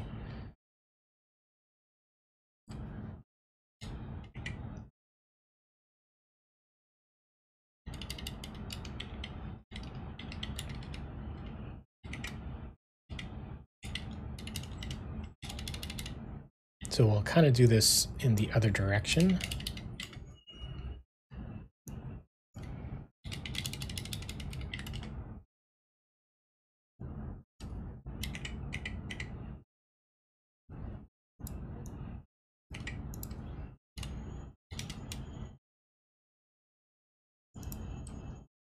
And then we want to return in sign in with apple.user ID. We'll update user.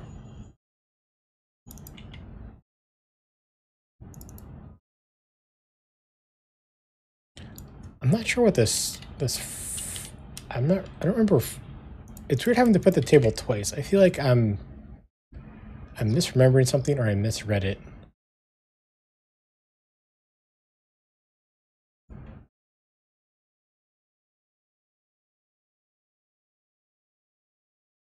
Yeah, these are both table names. That's weird.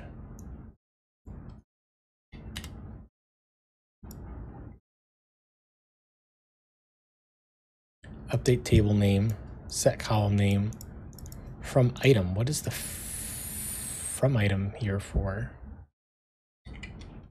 So we do say the table name twice? Okay, well, let's try it out.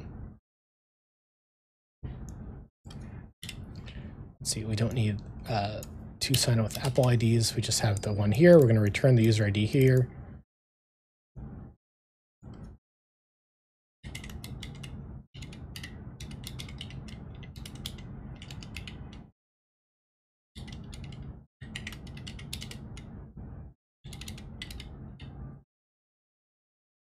This is going to be user.id.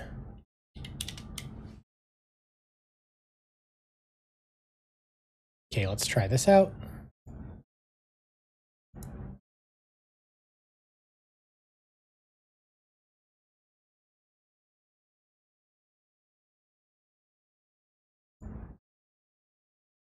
And what is the error? Syntax error near a dot. Well, that's not very specific, is it? Let's paste this into here.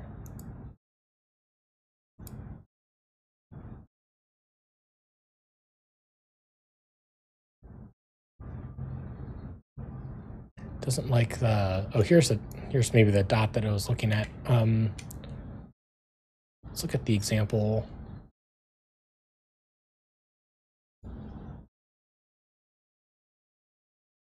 Oh, this don't need a from.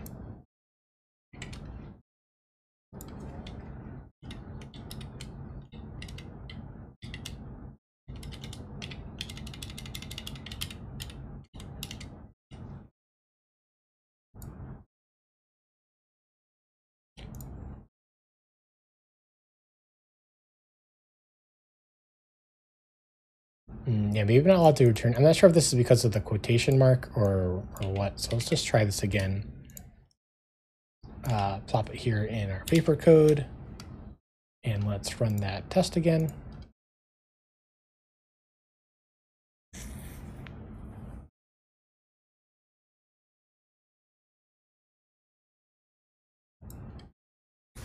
Oh, this just doesn't like the returning either. Okay. So maybe I can't do a returning inside of there.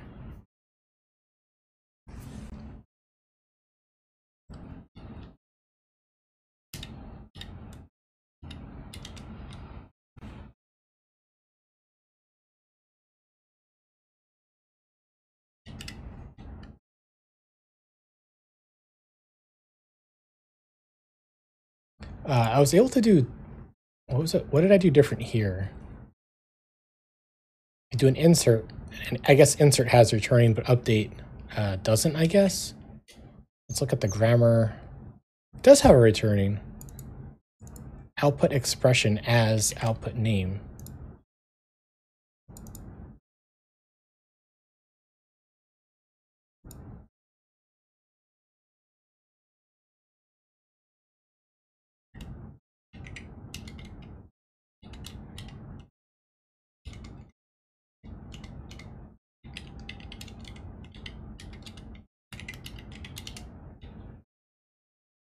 Let's try that. Because we can say where.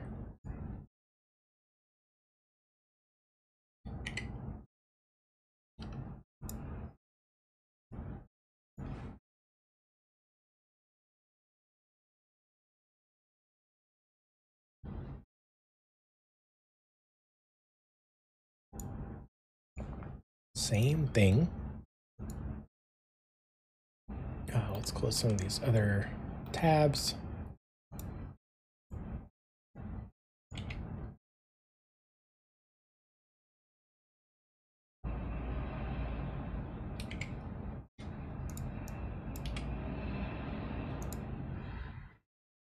So it doesn't like that returning. Did I spell it wrong or something?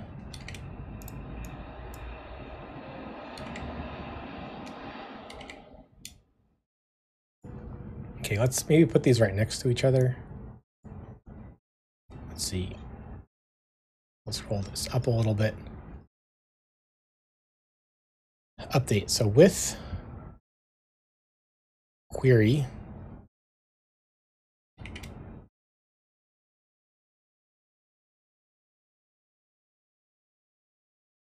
update table name, set column name equal to something. I'm setting it to nil.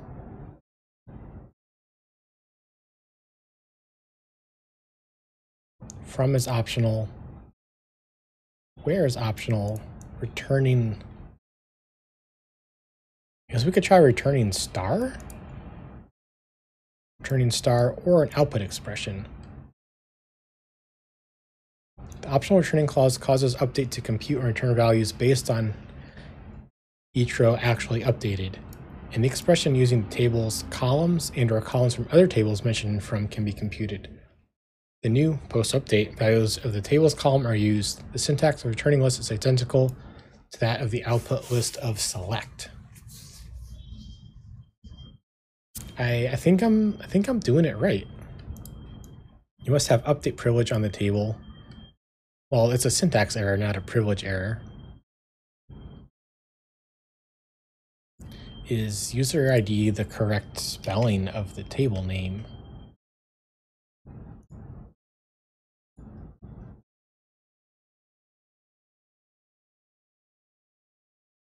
Yep, user underscore ID.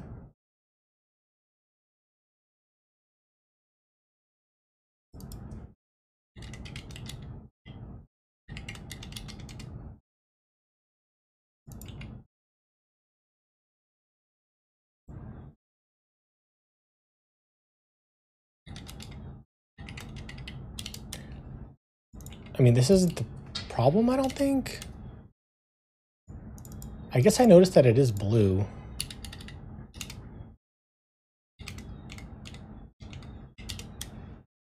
Let's see, if I type in... I type this into table plus. This returning is also the wrong color. But I know this works. We've been using this code for a while now.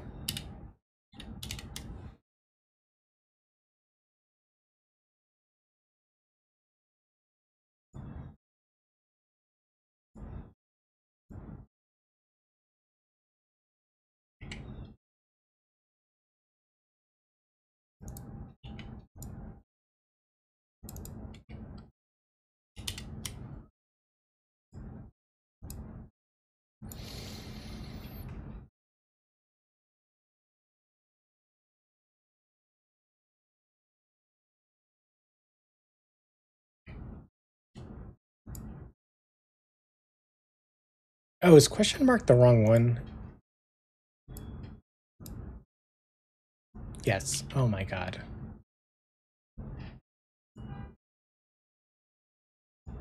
I've been doing too much SQLite.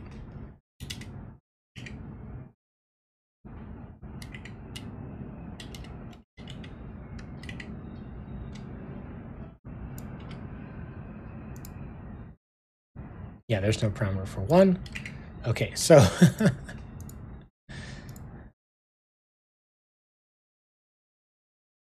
so let's run the test again.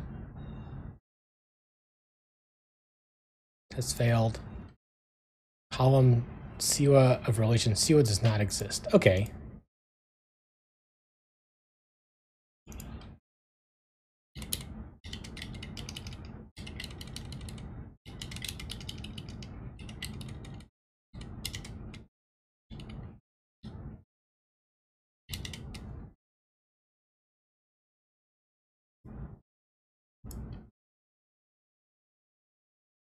Yeah, the problem was it looked right to me, and I couldn't see what looked wrong.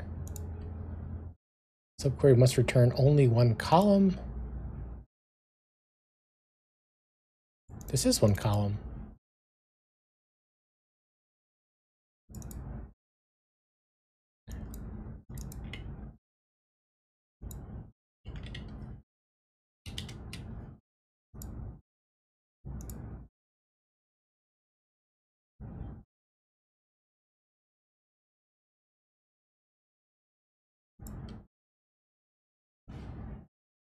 Oh, same thing is that we don't need the table name after we set the table name.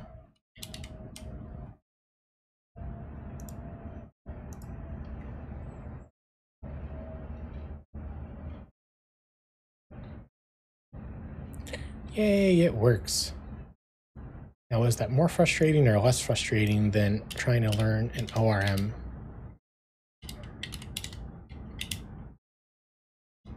Here it does it all at once, one query. The problem was I was using a question mark here instead of $1 because I was used to SQLite. I haven't written Postgres in a little bit. But yeah, now I've refreshed my memory. Oh, one other thing we can do is we can test that the enum gets enforced. We could just put some nonsense in here.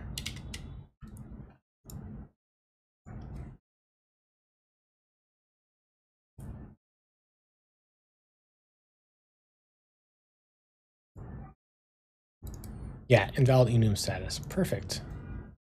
Love it, love it, love it.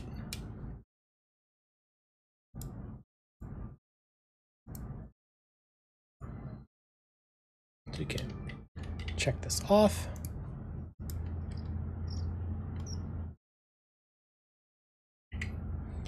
And we can run the whole suite, and that should pass the tests in the other part. We're working earlier. And if it doesn't, we'll take care of it.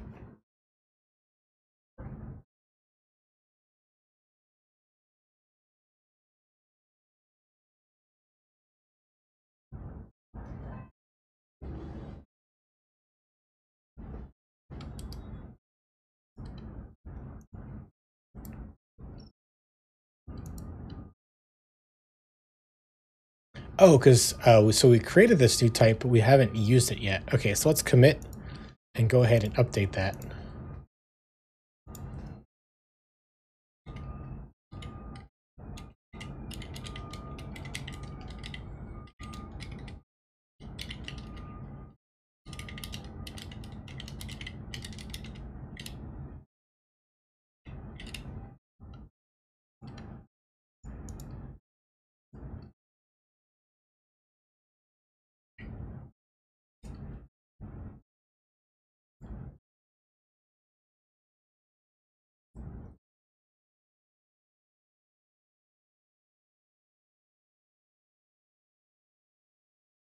So let's head on over to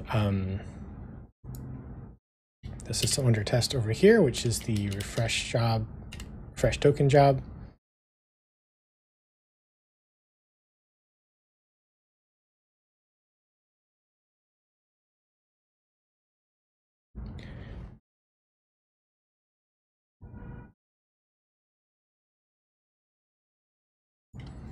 Oh, interesting.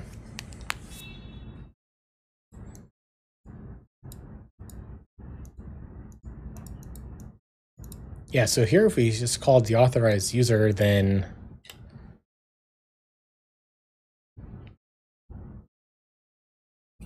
we're not, this hasn't been saved yet. That's fascinating. Well, let's type it in.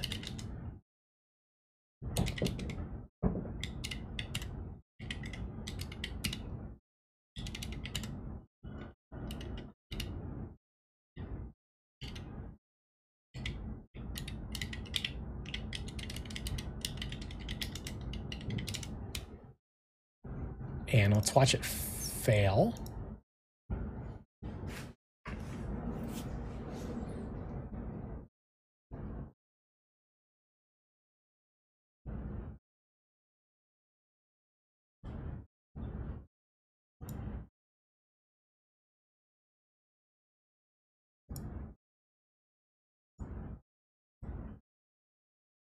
Let's see, this didn't update. That's...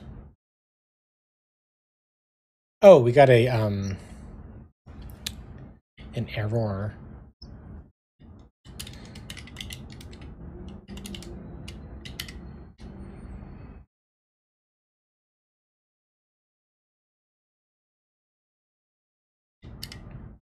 Yeah, here they're updating this in Fluent 5 if you don't have to, because SQL databases will be separate from no SQL databases. Right now, they're all kind of smushed together. Okay, so let's run this again.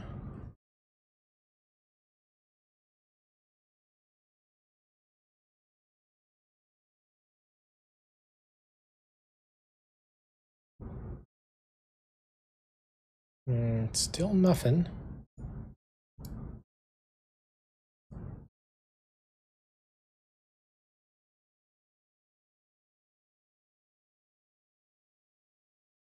This was the only thing that did happen, though. This one passed. Hey, Kings, welcome back.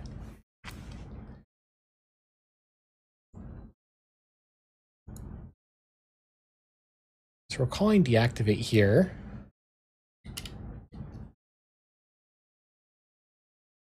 I wonder if this is getting called by accident. Let's delete this. Ask the compiler who's using that. Nobody. Okay.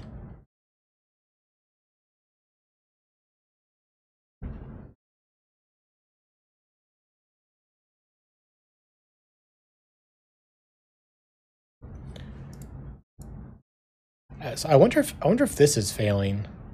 I wonder if this is not matching here on that test. I guess we could put a breakpoint and Xcode will tell us.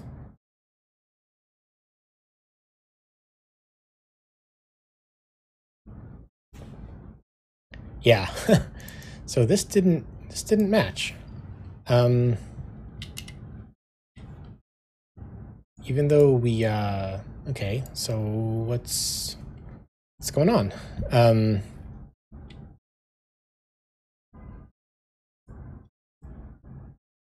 Yeah, so this is an Apple error response. I guess we can be explicit here. And it has an error, which is a string. And my understanding from the documentation is that it's the string invalid grant.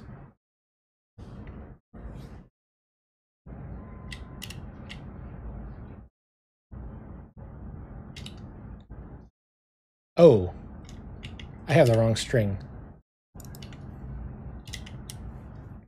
Okay.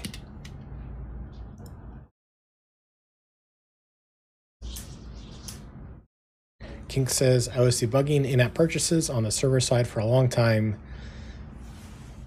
these days just to learn after hours the Apple system was down. Oh, yeah. Oh, cool. Now we're on the right side of the branch.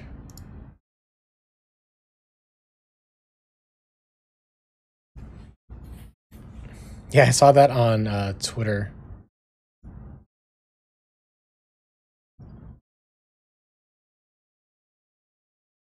Cool. So now this part passes and this part doesn't. So how are we going to resolve this situation?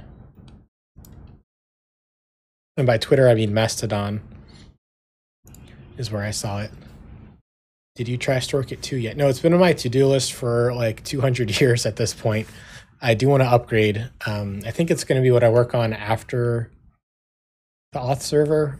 I want to do an open source in-app purchase server for my apps and for other folks as well. And that's definitely going to be StoreKit 2.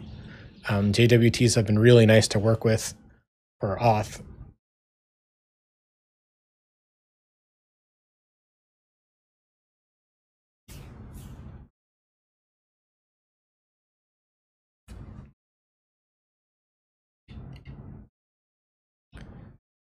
Okay. Yeah, so so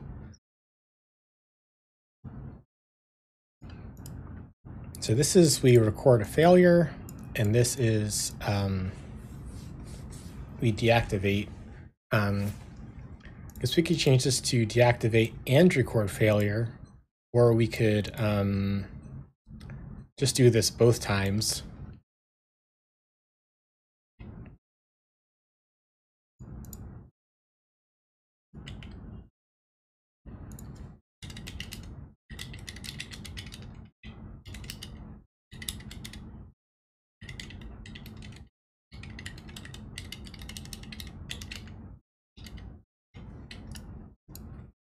Something like this.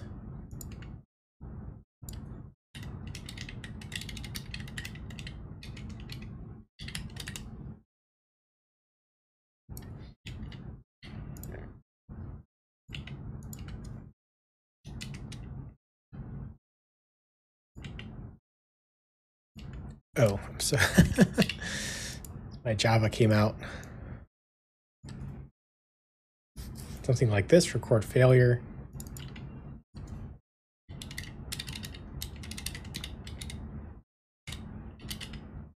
Sign with Apple model and the database.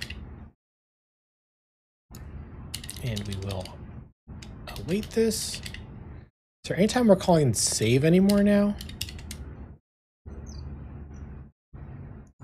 Yeah, another place where we can just say record failure.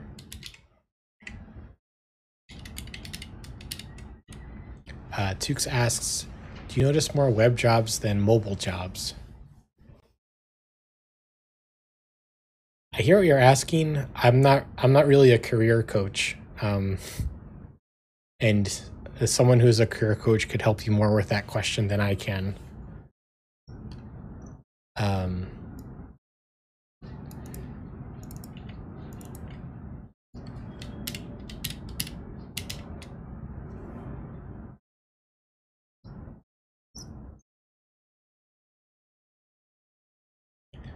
I can help you if you want to make your own app. I can help you if you want to make open source projects. I can help you with a lot of things, but career is don't be like me, I guess. I don't know. BruceLeif says, I notice more mobile jobs since I only look for mobile jobs. Tukes asked, do you work on web or mobile or both? Yeah, and I also do Android as well. And a little bit of Mac, but maybe not enough to write home about yet.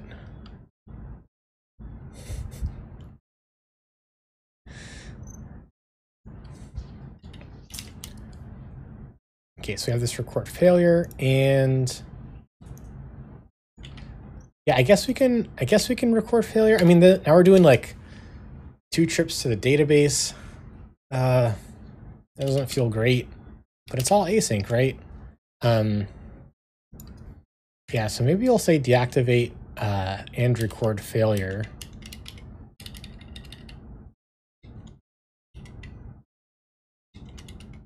But then it's like doing too many things.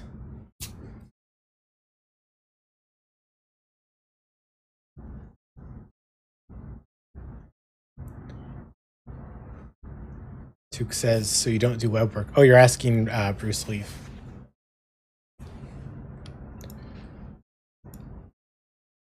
King says front end or back end. I mean, I do both, but I think perhaps you're maybe asking Tukes.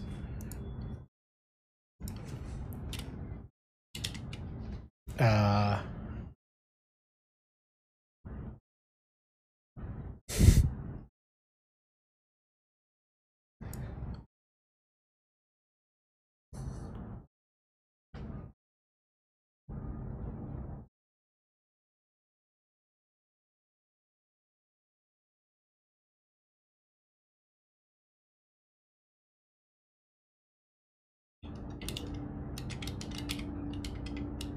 yeah, deactivate and record failure. Now we have like two things we're saying in the name of this method. And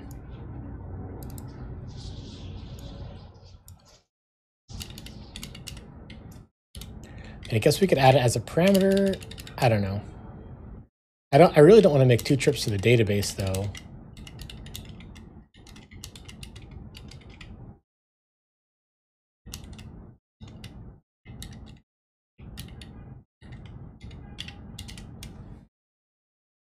So I think I'm okay with this.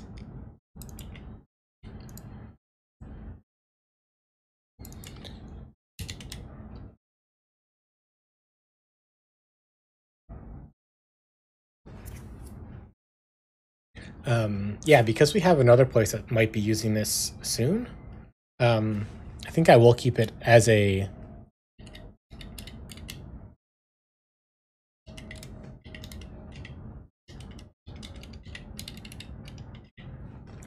and record refresh token failure. This will pass it in as a Boolean.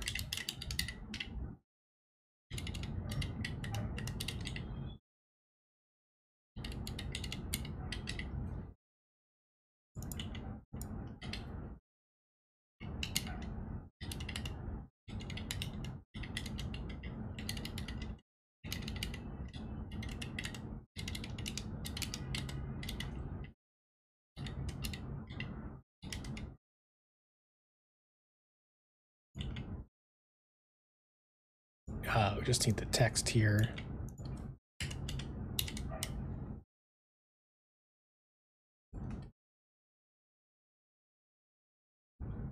Tukes asks, besides your Subway app, which app are you working on these days? Nothing to announce quite yet. I mean, I guess I'm working on this, like sample apps for the auth server.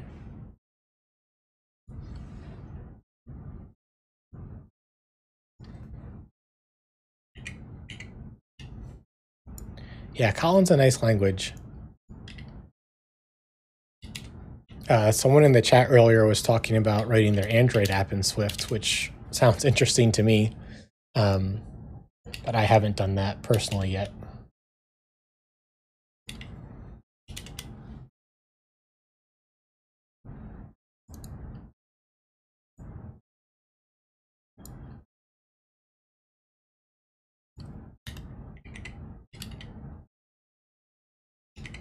Let's see, how do we do multiple sets?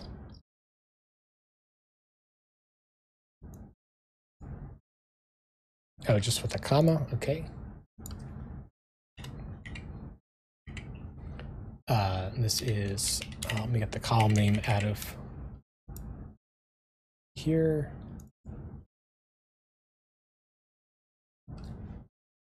Attempted refresh result. Copy name. Tuke says, I don't like Android. Well, that's a good reason not to not to do Android then.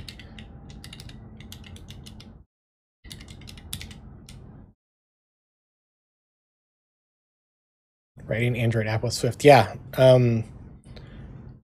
He was working on it with a few other folks, so he said once he gets it to work, he's going to let me know. So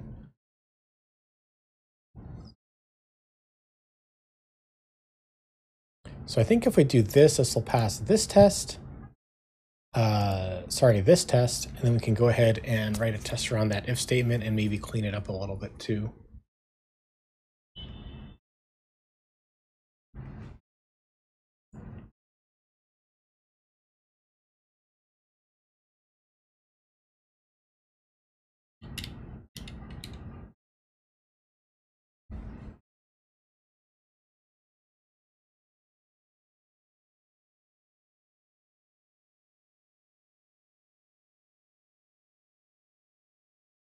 It says test completed, but I don't trust you sometimes, Xcode. Yeah, build, it failed. So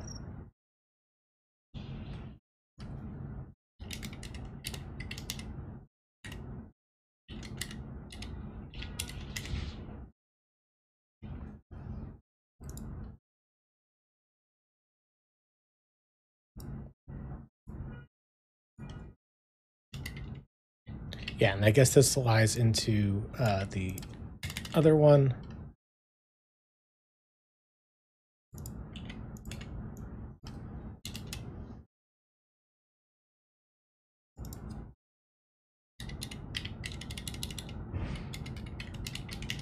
XCT assert equal sign in with Apple dot refresh results. I'll say this is failure.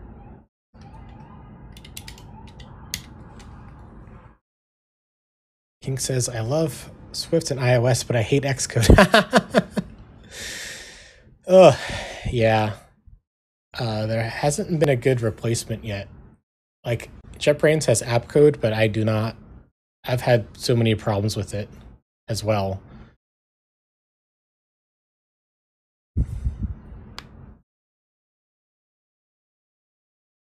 BruceLeif says he started iOS development because my mom gave me an app idea. The rest is history. Oh, cool. What was the app idea? That's fun.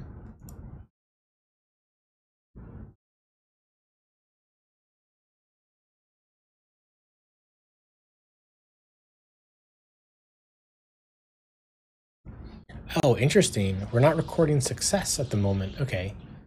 I guess I broke something then.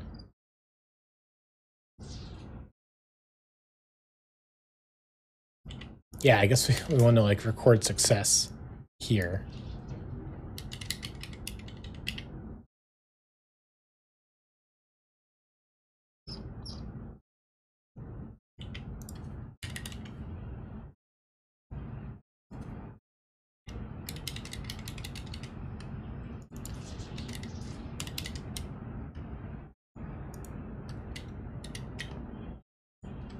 BruceLeif says it was a grocery app to compare prices and quantity and convert from different measures. Oh, that's so fun. Yeah, we have like we have an Apple note about the different grocery stores around here and who has the best prices for dish soap and stuff like that. Wait, so it says green here and it says red here. Back in 2014. That's like 100 years ago. Okay, so we do have a failure. Failure is not equal to success. Yes, that is the problem, isn't it? I guess let's follow the chain here.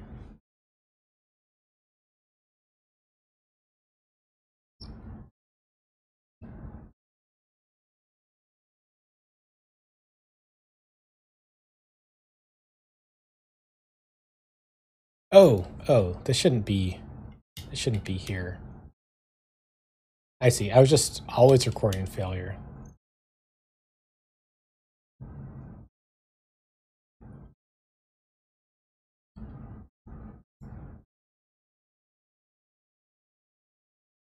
Back then, it was easier to find a unique idea. Well, I'm not sure the uniqueness is all that interesting.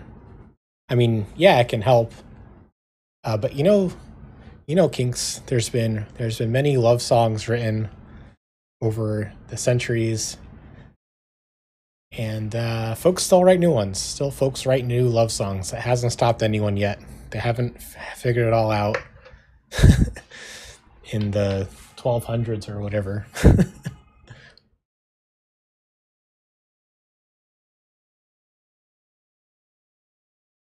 UI kit and Objective-C, says BruceLeif. Ah, yeah, those were the days.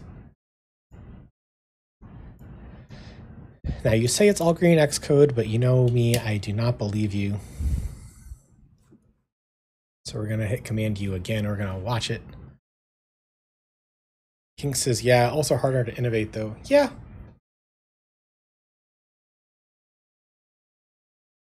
Yeah, I think that's what's so interesting about the book we've been reading at the break is he kind of talks about, let's say he talks about like being open and listening to kind of what's going on as a as sort of signals for what you might want to express.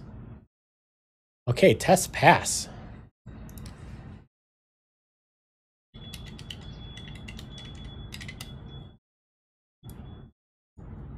Well, that was not a very descriptive commit message at all. I got excited, I guess.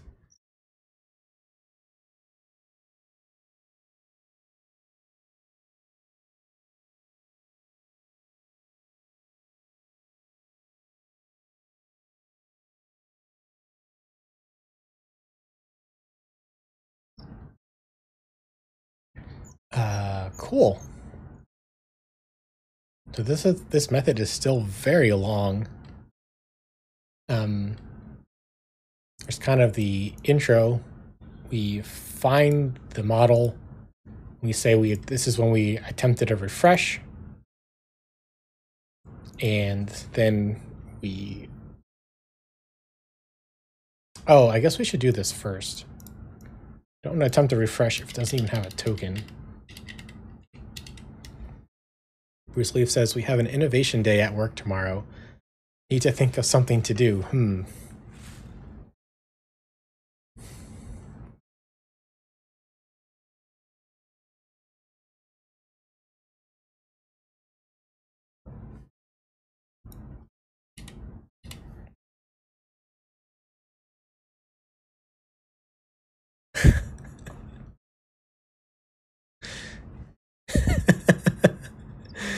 Yeah, maybe I'll message you later.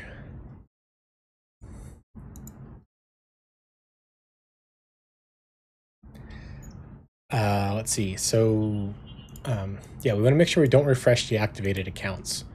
We also want to maybe clean this up a little bit. Yeah, let's do a little bit more feature work. Don't refresh deactivated accounts. So I guess that's kind of that's this job's problem. So let's see.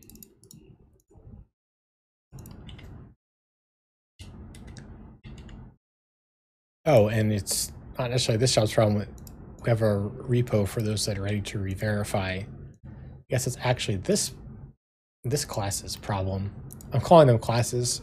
My Java is coming out. One of my first couple jobs were in Java a long time ago.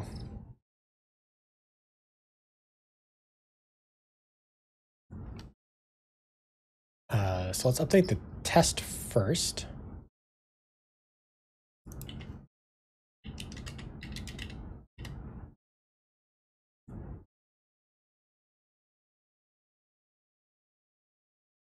Let's see. So we can write the name of the test. Test should not attempt refresh when user is already deactivated.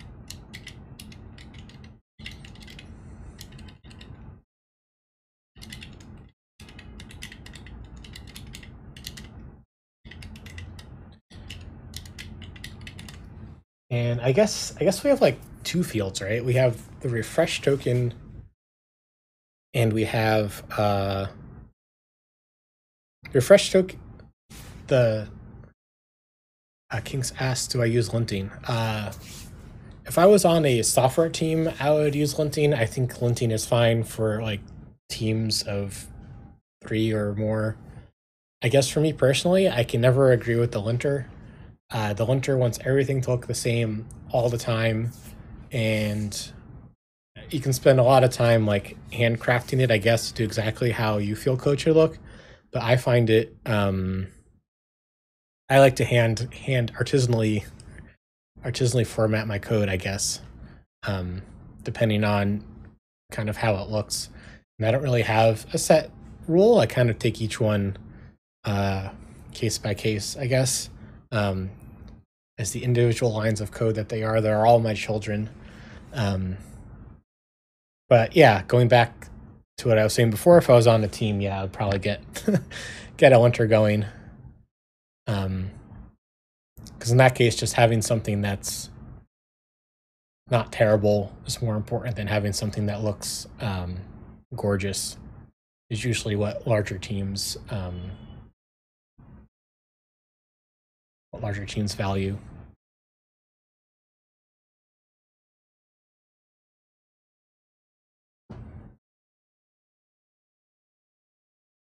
Thanks for the question, by the way. Yeah, so the user has a deactivated status, and then the signing with Apple has a refresh token. Oh, Kinks asks, could we agree with different code styles on pull requests if you open source it? It's already open source. Have not gotten any PRs yet, though.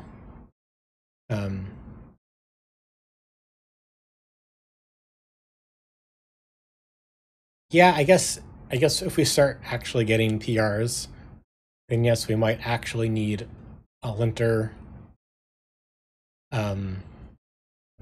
But I guess we haven't gotten to that bridge yet.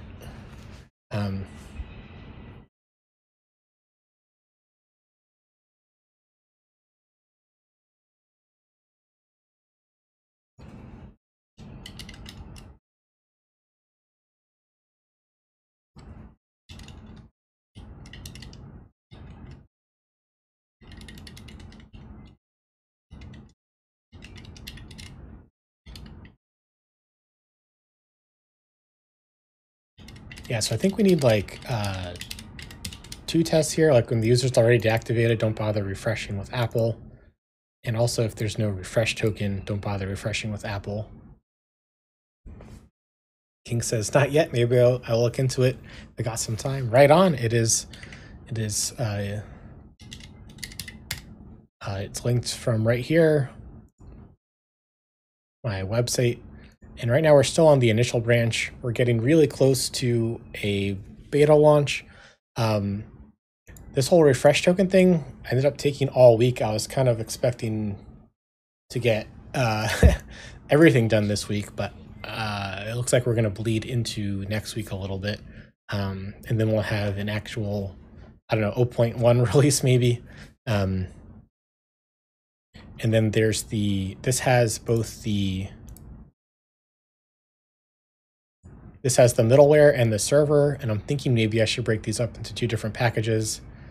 And then does this link to the sample apps? There's the sample iOS app, which also has the initial branch. And I'm hoping to pull the code out of here to kind of make a reusable drop-in screens to get authentication working in folks' apps. So I need to make a few more sample apps to see exactly what I want to pull out, or start implementing it in some of my current apps. Yeah, lots of work to do. The queue is still all the way full. No matter how much work I get done, more ideas keep filling it back up.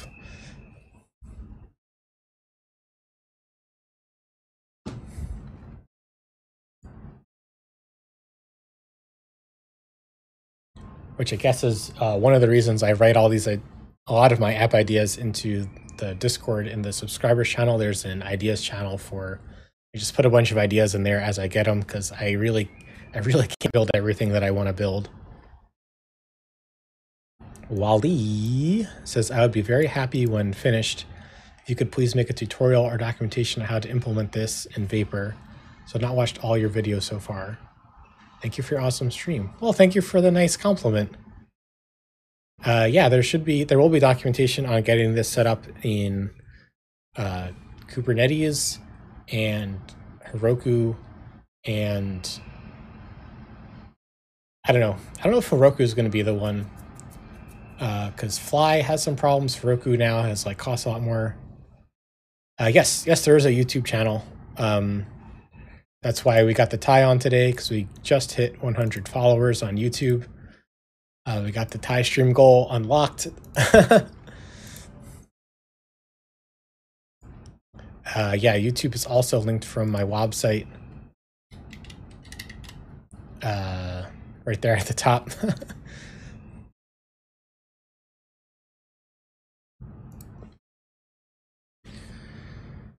Cool. So let's see if we can write these tests. 101 already?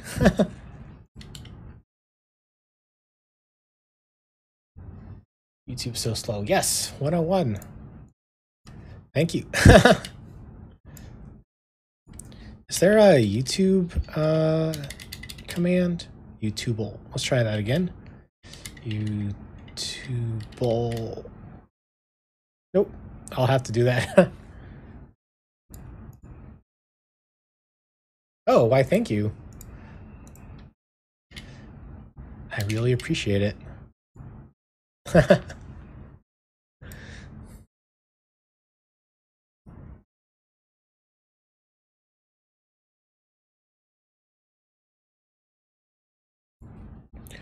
Let's see. So in this test, we have, yes, we do have the sign in with Apple model. So yeah, I guess we want to make a change to it, save it, and run the test again. I guess, do the test, I guess.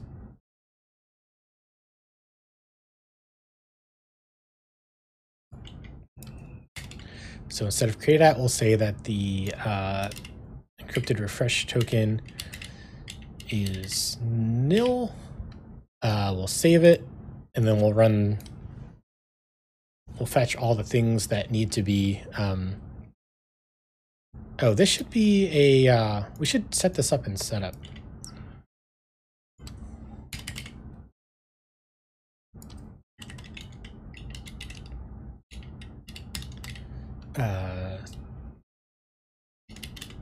See, ready for verify repo.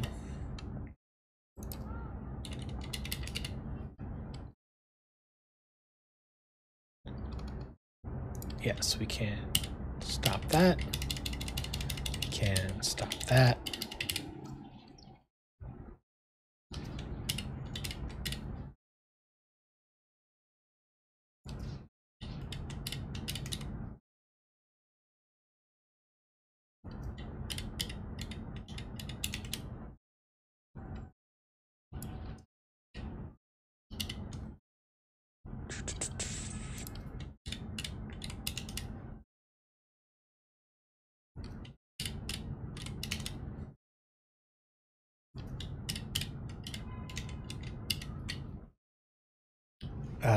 Let's see.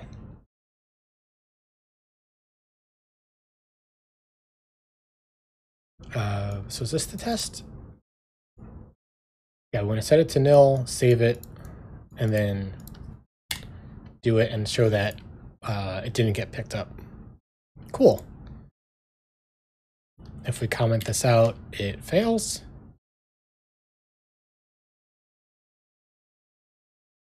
Oh, I guess, yeah, it's not gonna make it fail.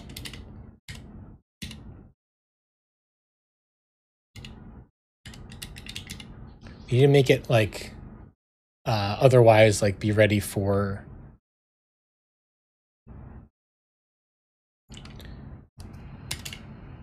a refresh.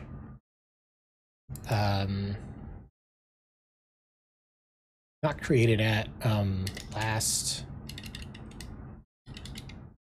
attempted refresh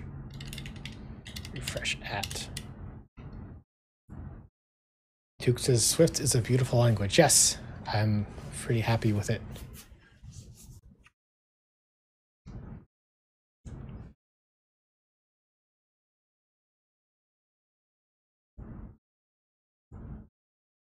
So it picked it up. So it's not checking for this. So we have I guess a properly failing test. And I guess as I was scrolling through here, it's only looking at the created. Oh no, okay. So I do check the refresh date. Duke says there's so much methods. Yeah.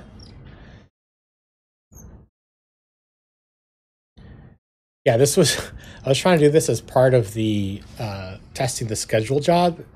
And I guess that's one reason why I pulled it out into this repo, because like this is all just decisions for when to attempt to refresh sign in with Apple data. All the different scenarios. Okay, so we have a test failing as I would expect. So let's go ahead and update it. So we want to check also that that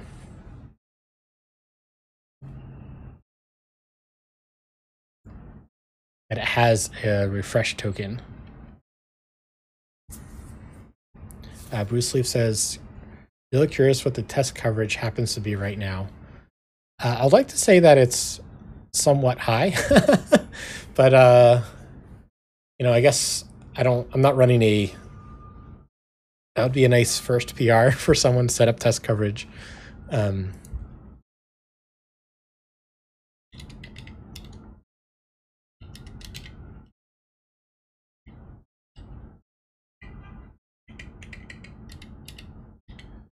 Siwa dot.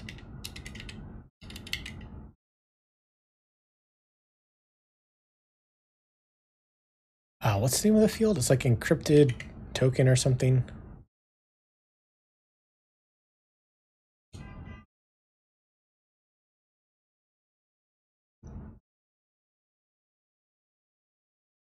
Tukes asks, can Android use this sign-in with Apple? That is my plan. I do hope to add this to Android because, as I mentioned before, I do have an Android app as well, and I would want to use the same authentication server for both. In its current state, we haven't gotten it yet. Probably won't be out for the beta release. I just kind of want to, like, we're almost done to something that would actually work. Yeah, I am hoping to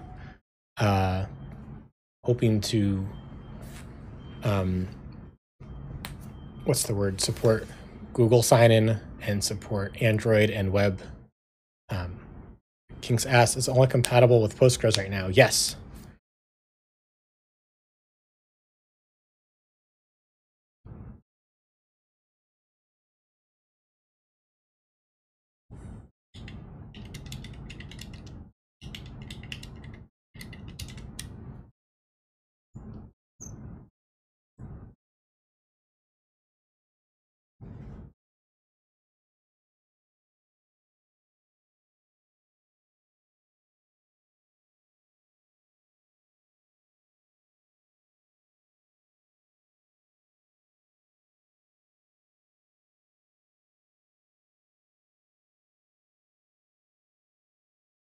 Yeah, maybe in the far future, we might support more, but it's just Postgres right now. Tukes asks, what differences do you notice between Android and iOS app? Number of users and subscriptions. Well, my Android app does not have subscriptions right now, and it has a lot less users. I just think because maybe I just know more iOS people in general or something. But the Android people do like it. Ooh, we ran out of music. Let's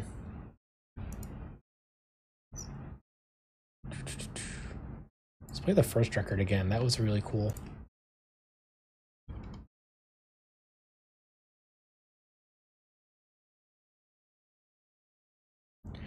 Do I have a web app for this app? Yes, but it's not full featured. It's only for when you share an item from the app, like a link to a train, a link to a service alert, a link to an escalator or elevator alert. Those will show up in the web app. It's just rendered a Vapor standard web app. Nothing fancy at all. And I have the map working, but I don't have it deployed yet.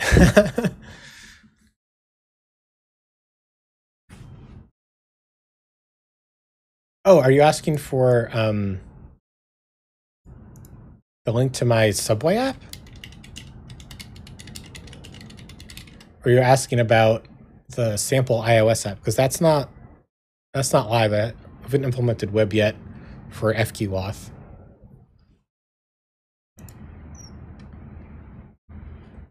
Okay, so let's do this test again.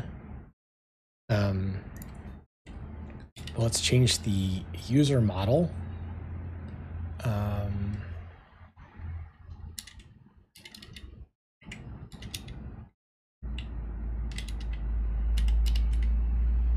So it's going to like find by and then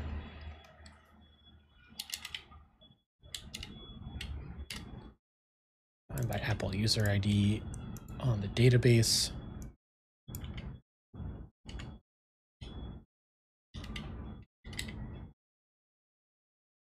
I'm talking about the web app of Subway app, the web version. It doesn't really. A lot of questions. Don't you use Astro for the web version? I mean, this is an Astro and this is an Astro, but I guess the web app isn't. I mean, I guess web app is kind of a big word. It could mean a couple different things. There's not really a public entrance to the web app right now. It's just for sharing links. Like I can click on a train and then you come to this screen and you can click the share button. And if the person you're sharing the link to this train with doesn't have the app installed, they'll see something. I guess as a demo, I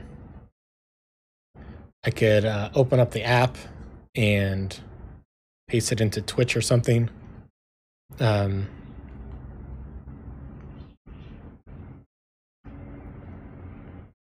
let's go to Coney Island, share a link, copy. Oh, I can airdrop it to myself. No people found though.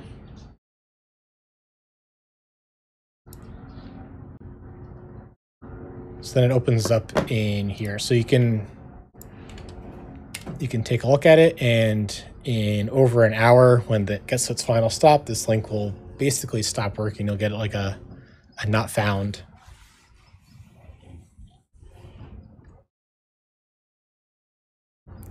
And yeah, Spouse B hates this page. It does not look as pretty as the app. So at some point it'll get a remodel, but that day has not yet arrived. It looks like we need to save this outside so we can reference it.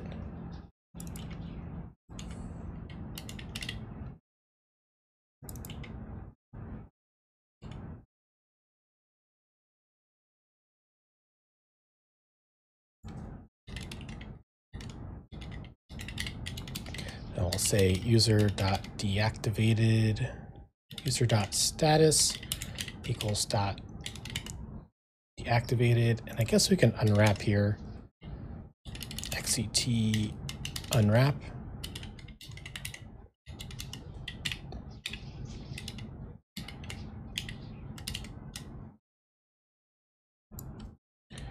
And then save the user. Try user.save on the database.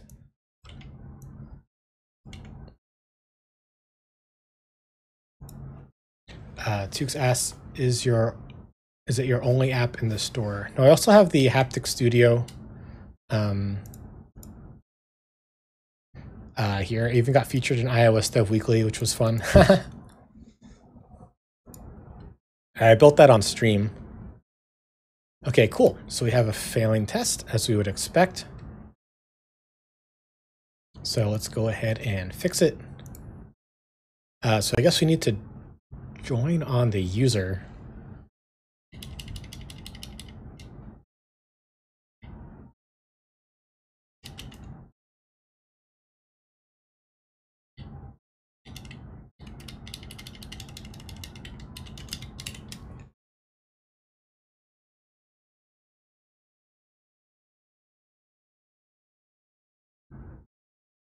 And hopefully many more apps to come.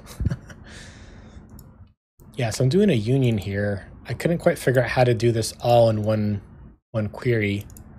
And I guess this actually should go on this side here as well.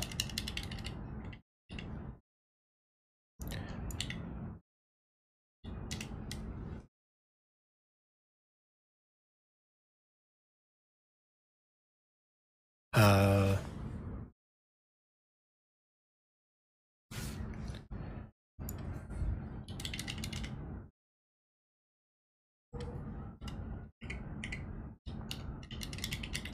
user dot ID equals sign in with Apple dot user ID and user dot status or state equals active.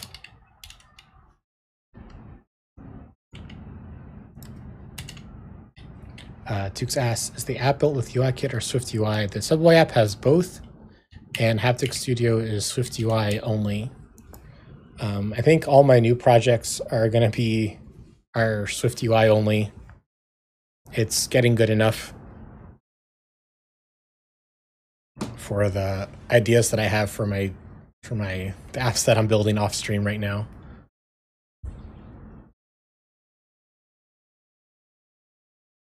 Let's see how that goes.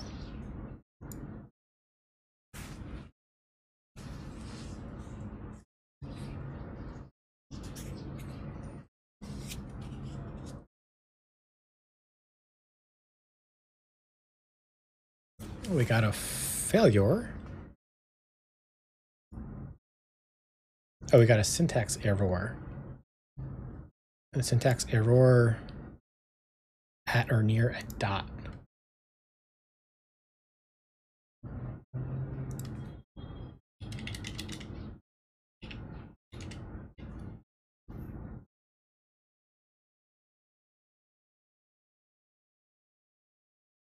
I think it's because I was missing this here. Let's see.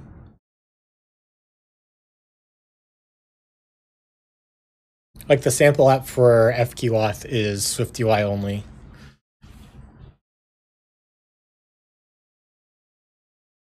How does it parse the SQL query, says Kings? It just runs it directly. We're using database.execute on a raw SQL query. Hope the Underway NYC app is profitable. Me too. I hope so too. Thank you for the kind wish.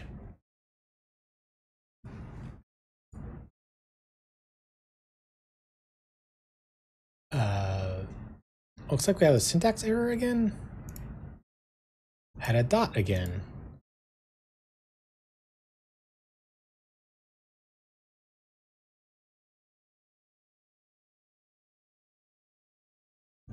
Let's try with star, because that's what we had it before. Everything else was additive.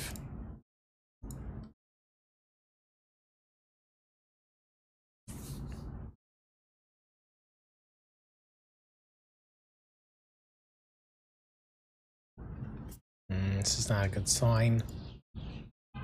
Still at a dot. I guess let's paste this in and see what pops out.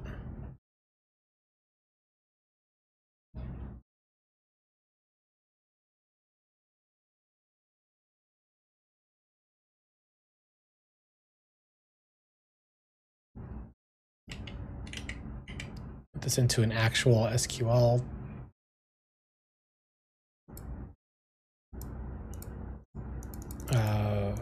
What's happening?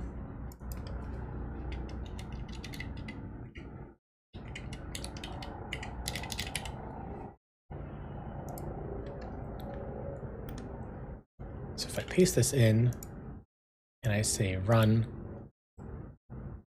this user ID is upset. Why? Oh, oh my God. This is, yeah. User is a keyword, so it needs quotes.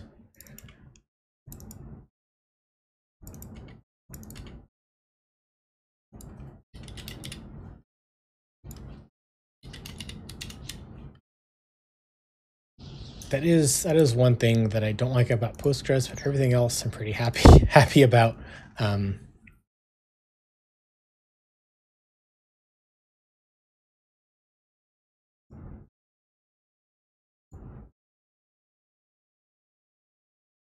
Okay. What are keywords in Postgres? I mean, I guess like the same thing as in like you can't just name a variable self in Swift or name a variable func.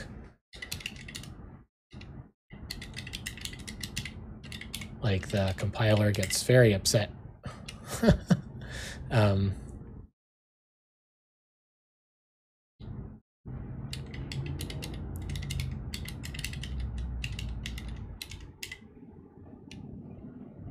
Keyword func cannot be used as identifier here. That's basically what's happening in reserved words. Yeah. I don't know exactly what it does. I think it refers to like a user for like signing into Postgres itself. Cool. So we added some stuff up here to the new side, and I guess we should write tests for these too while we're in here. Yeah, Postgres user, exactly. Let's commit this a little bit, and then we'll get to that. So let's see. So this was where's the interesting part? Yeah, I guess don't refresh deactivated accounts. Part 1.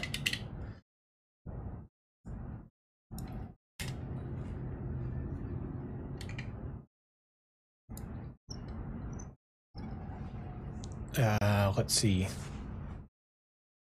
Yeah, so we added tests for this half.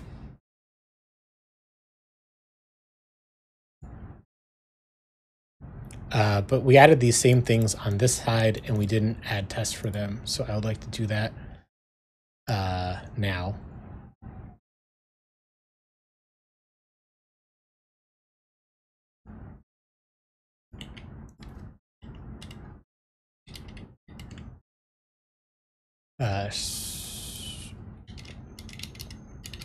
Although I guess this is the test I was about to write for initial. This is an initial already, because that's what this creates. It creates an initial sign in with Apple, and we want to, I guess, say like already deactivated, and the last recent attempt was successful.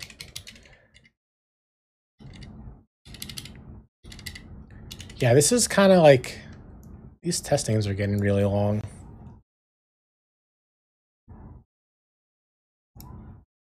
It will say should not refresh. You don't just say attempt.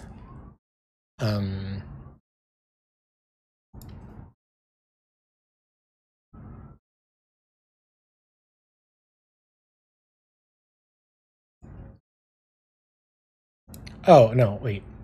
And because I set it to be success here.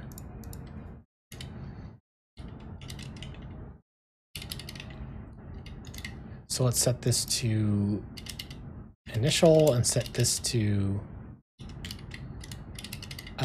nil, I guess. And there's like a lot of combinations of things here.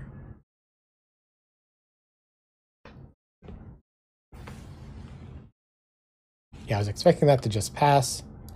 And to get that to fail,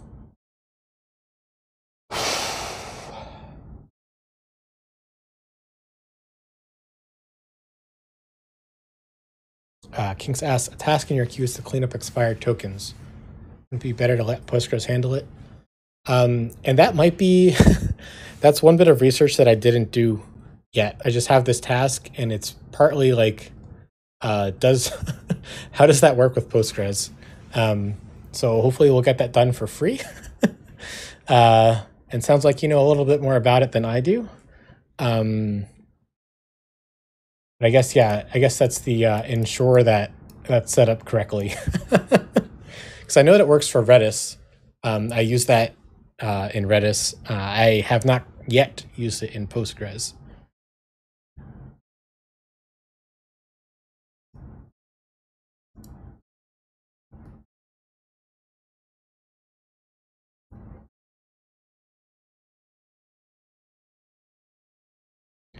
Let's see, and then I think we have one more test to write.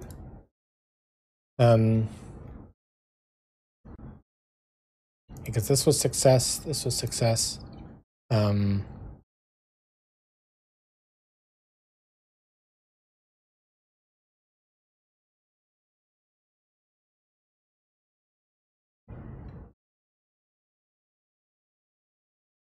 Yeah, so I think it's this, but there's no yeah, there's no refresh token. That's what I want to do.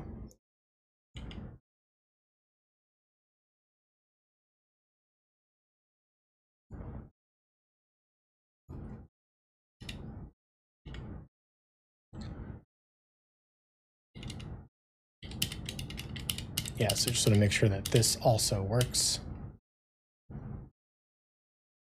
Oh, we have a duplicated name. This is when Apple refresh token is nil.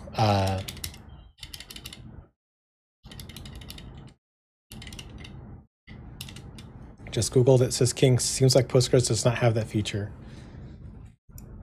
Okay, yeah, but maybe I did look into it and I kept the task.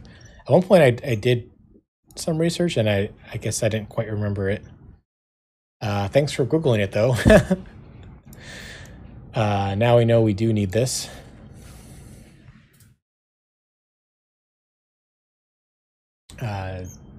Says test completed. I know you didn't run them.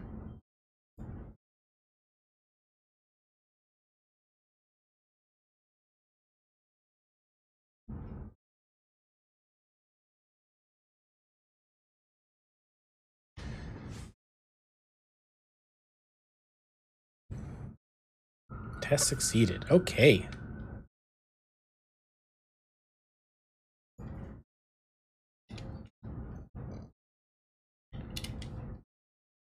And how is this different from this other test? Success. This looks like the same. What was I trying to do differently here? Oh, I was trying to set it to be initial. When user is when I guess sign with Apple is initial, and somehow the refresh token is nil. Don't try to refresh it.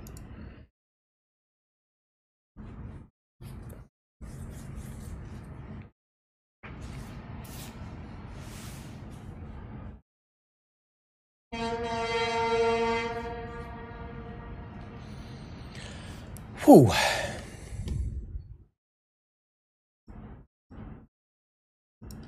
Further tests.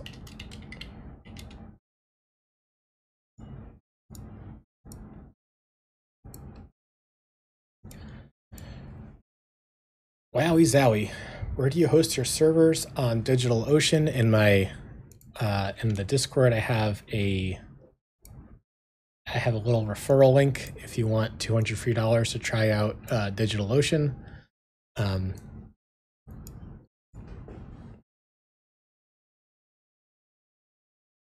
Yeah, the Subway app only needs to be in New York, and Amazon does not have, or at least at the time, did not have a New York data center. And DigitalOcean did. So I guess I also looked at Linode and looked at a few different others, but yeah, it just basically stayed on. Well, I guess I launched on Heroku a long time ago, back when the app was in Rails. Heroku free tier.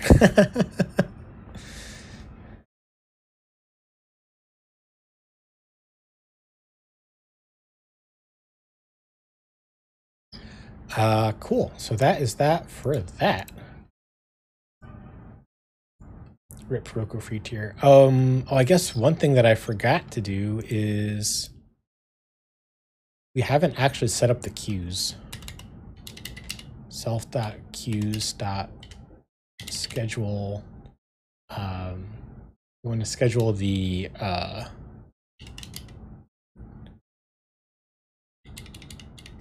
our scheduled job.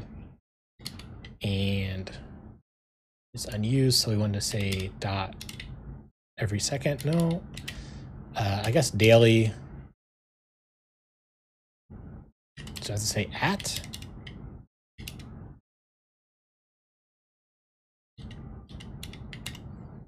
What's my favorite time? 9:09, I guess.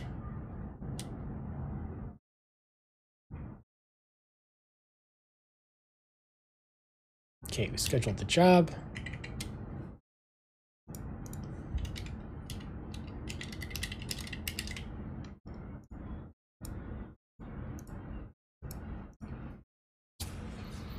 Cool. So I'm way past due to end the stream, but I feel like we can maybe get this done, and then all that's left is, I guess, documentation and releasing stuff and all that jazz. But yeah, I'm not sure I can go on right now, although I'm excited to.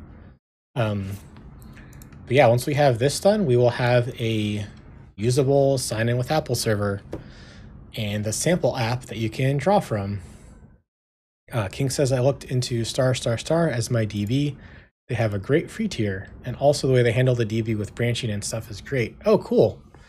Yeah, feel free to post it in the Discord. Links are blocked here on Twitch. Just so many spammers come through. I hope you understand.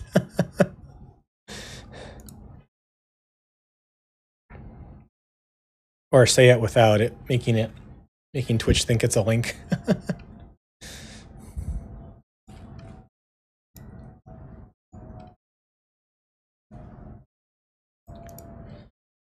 Let's see, so what did we do today? We wrote so many tests. We finished up the refresh token job. Planet scale. Oh, I think I've heard of planet scale.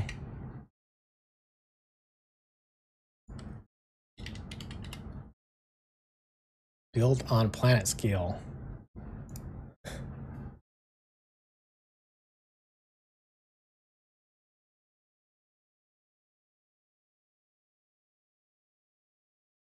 Is this just Amazon down below? Or can you like deploy it anywhere?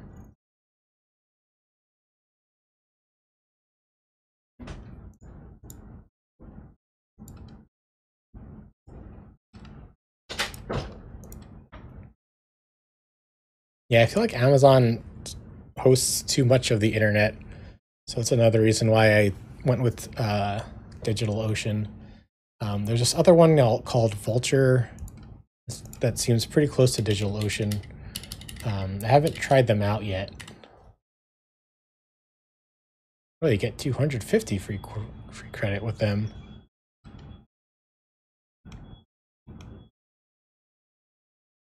And where's our train now? We can refresh it. It's ready to reach its destination. Yeah, sometimes the IDs kind of mess up.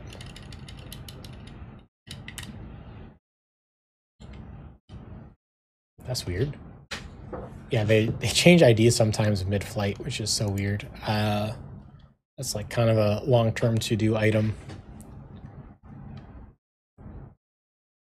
of, I guess, tracking our own IDs. Currently, the Subway app is completely stateless. Like if all the servers fell completely over, you could set it up again and it would get fresh data and everything would just be sort of looking like it normally does. Let's see. All right, we're writing the stream summary. We finished up writing a RefreshToken job. I think I need to look at the commits here. Look at these terrible commit messages. We wrote so many tests.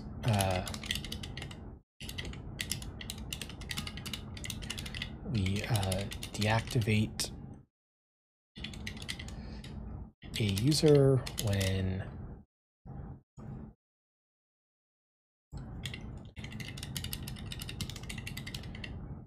Apple returns an invalid grant. Otherwise, we record a failure and keep it moving.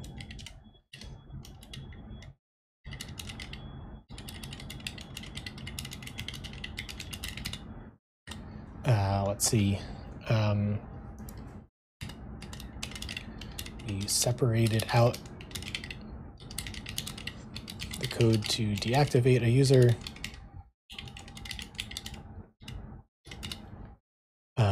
We wrote so many tests.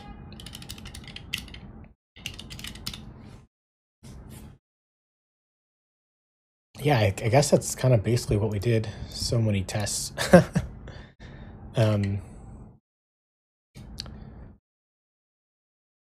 King says, yeah, it's AWS for planet scale as far as I can see in their docs. Oh, right on.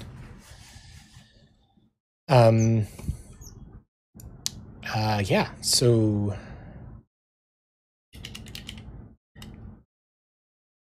where's my pinned tweet?